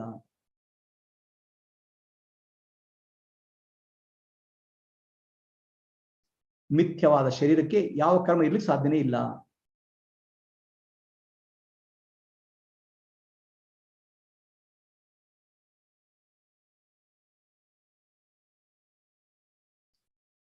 ಅಸತೋಮ ಸದ್ಗಮಯ ತಮಸೋಮ ಜ್ಯೋತಿರ್ಗಮಯ ಮೃತ್ಯೋರ್ಮ ಅಮೃತಂ ಗಮಯ. ಓಂ ಶಾಂತಿ ಶಾಂತಿ ಶಾಂತಿ. ಪೂರ್ಣಮದಃ ಪೂರ್ಣಮಿದಂ ಪೂರ್ಣಾತ್ ಪೂರ್ಣಮುದಚ್ಯತೆ ಪೂರ್ಣಸ್ಯ ಪೂರ್ಣಮಾದಾಯ ಪೂರ್ಣಮೇವಾವಶಿಷ್ಯತೆ. ನಾನೆಂಬುದು ನಾನಲ್ಲ, ಈ ದೇಹ ಮನಬುದ್ಧಿ ನಾನಲ್ಲ, ಸಚ್ಚಿದಾನಂದಾತ್ಮ ಶಿವನಾನು ನಾನೇ. ಶಿವೋಹಂ ಶಿವೋಹಂ ಶಿವೋಹಂ. ಆತ್ಮದರ್ಶನಂ ಬ್ರಹ್ಮದರ್ಶನಂ ಬ್ರಹ್ಮದರ್ಶನಂ ಸತ್ಯದರ್ಶನಂ.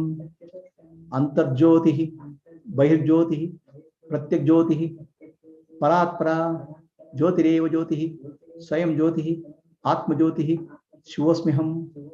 ಅರಿವಿನ ಬೆಳಕು ನಾನು, ಆತ್ಮಜ್ಯೋತಿಯು ನಾನು, ಪ್ರಪಂಚವನ್ನು ಬೆಳಗುವ ಜಗಜ್ಯೋತಿ ನಾನು.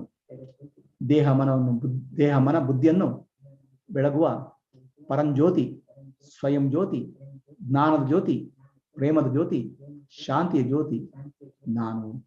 ಲೋಕಾಹ ಸಮಸ್ತಾಃ ಸುಖಿನೋ ಭವಂತು. ಲೋಕಾಹ ಸಮಸ್ತಾಃ ಸುಖಿನೋ ಭವಂತು. ಲೋಕಾಹ ಸಮಸ್ತಾಃ ಸುಖಿನೋ ಭವಂತು. ಹರಿ ಓಂ. ಶ್ರೀ ಗುರುಭ್ಯೋ ನಮಃ. ಹರಿ ಓಂ. ಎರಡು ಕೈಗಳನ್ನು ಉಜ್ಜಿ ಕಣ್ಣಿಗೆ ಶಾಖ ಕೊಡಿ, ಕಣ್ಣನ್ನು ನಿಧಾನವಾಗಿ ತೆರೀರಿ. ಇಂದಿಗೆ ಜ್ಞಾನಿಗೆ ಕರ್ಮ ಬಂಧನ ಇಲ್ಲ ಅನ್ನುವ ಚಿಂತನೆ ಮಾಡಿದ್ವಿ. ಲೈಟ್ ಹಾಸ್ಟೆಲ್ ಫೌಂಡೇಶನ್ ಅಲ್ಲಿ ವೆಬ್ಸೈಟ್ ಇದೆ, ಯೂಟ್ಯೂಬ್ ಇದೆ, ಮಕ್ಕಳಿಗೋಸ್ಕರ ಐಲೀಡ್ ಕಾರ್ಯಕ್ರಮ ಇದೆ. ನೀವು ಯಾವ್ದು ಬೇಕಾದ್ರೂ ಅದಕ್ಕೆ ಸೇರ್ಕೋಬಹುದು. ಯಾರಿಗ ಪ್ರಶ್ನೆಗಳಿದಾವ? Any questions?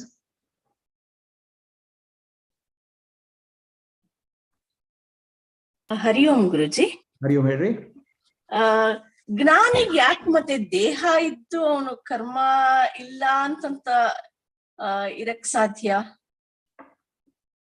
ಜ್ಞಾನಿ ಅಂದ್ರೆ ಆತ್ಮ ಅಲ್ವಾ? ಆತ್ಮಕ್ಕೆ ದೇಹ ಇಲ್ಲ. ಹೌದು. ದೇಹ ಹುಟ್ಟಿ ಬಂದಿದೆ. ಯಾಕೆ? ಅಜ್ಞಾನ ಕಾಲದಲ್ಲಿ ಅಜ್ಞಾನದಿಂದ ದೇಹ ಸೃಷ್ಟಿಯಾಗಿದೆ. ಅಂದ್ರೆ ಹುಟ್ಟಿದಾಗ ಅಜ್ಞಾನ ಇತ್ತು ಅಂತ. ಹುಟ್ಟಿದಾಗ ಅಜ್ಞಾನ ಯಾಕೆ ಹೇಳಿದ್ನಲ್ಲ, ಪ್ರಾರಬ್ಧ ಕರ್ಮ ನೀವು ತಾಯಿಯ ಗರ್ಭದಲ್ಲಿದ್ದಾಗಲೇ ಅಜ್ಞಾನ ಇತ್ತು, ಅವಾಗ ಪ್ರಾರಬ್ಧ ಕರ್ಮ ಶುರು ಆಯ್ತು. ಆಯ್ತಾ? ಆ ಪ್ರಾರಬ್ಧ ಕರ್ಮದಿಂದ ಅವನಿಗೆ ಶರೀರ ಇರ್ತದೆ. ಅವನಿಗೆ ಶರೀರ ಅಲ್ಲ, ಶರೀರ ಇರ್ತದೆ, ಅವನಿಗೆ ಶರೀರ ಅಲ್ಲ. ಆಮೇಲೆ ಅವನಿಗೆ ಗೊತ್ತಾಗುತ್ತೆ ನಾನು ಶರೀರ ಅಲ್ಲ, ಮನಸ್ಸು ಅಲ್ಲ, ಬುದ್ಧಿ ಆದಾಗ ಹಾಗೆ ಪ್ರಾರಬ್ಧ ಕರ್ಮ ಪ್ರಶ್ನೆ ಇಲ್ಲ ಅವನಿಗೆ. ಶರೀರ ಕರ್ಮ ಇರ್ತದೆ, ಆ ಶರೀರ ನಡೀತಾ ಇರ್ತದೆ, ಕೆಲಸ ಮಾಡ್ತಾ ಇರ್ತದೆ. ಅದನ್ನ ಜನರು ನೋಡ್ತಾರೆ, ಜ್ಞಾನಿ ಇದಾನ ಅಂತ ತಿಳ್ಕೊಡ್ತಾರೆ ಅವರು. ಆಯ್ತಾ? ಅದು ಅಜ್ಞಾನಿಗಳ ದೃಷ್ಟಿಯಲ್ಲಿ ಜ್ಞಾನಿ ಶರೀರ, ಜ್ಞಾನಿಗಳ ದೃಷ್ಟಿಯಲ್ಲಿ ನಾನು ಶರೀರ ಅಲ್ಲ. ಅರ್ಥ ಆಯ್ತಾ? ಆಯ್ತು, ಅರ್ಥ ಆಯ್ತು. ಓಕೆ. ಅಜ್ಞಾನಿಗಳಿಗೆ ಜ್ಞಾನಿನೇ ಶರೀರ ಅಂತ ಯಾಕೆ ಹೇಳ್ಬೇಕಾದ್ರೆ ಅವನ ಮೂಲಕ ಪಾಠ ಕಲ್ತ್ಕೊಳ್ಳಿ ಉದ್ಧಾರ ಆಗಲಿ ಅಂತ ಅಷ್ಟೇ. ಹಾ. ಅವನಿಗೆ ಜೀವನ್ ಮುಕ್ತ ಅಂತ ಹೇಳ್ತಾರೆ. ಅಜ್ಞಾನಿ ದೃಷ್ಟಿಯಿಂದ ಅವ್ನು ಜೀವನ್ ಮುಕ್ತ, ಜ್ಞಾನಿ ದೃಷ್ಟಿಯಿಂದ ಅವ್ನು ವಿದೇಹ ಮುಕ್ತ, ಅವನಿಗೆ ದೇಹ ಇಲ್ಲ ಅವನಿಗೆ.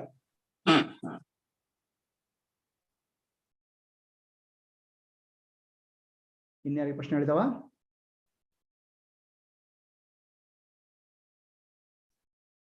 ಮುಂದಿನ ಕ್ಲಾಸು ಸೋಮವಾರ. ಎಸ್ ಜ್ಯೋತಿ, ಎನಿ ಕ್ವಶನ್ಸ್? ಪ್ರಭುಜಿ ಅವರೇ, ಇದು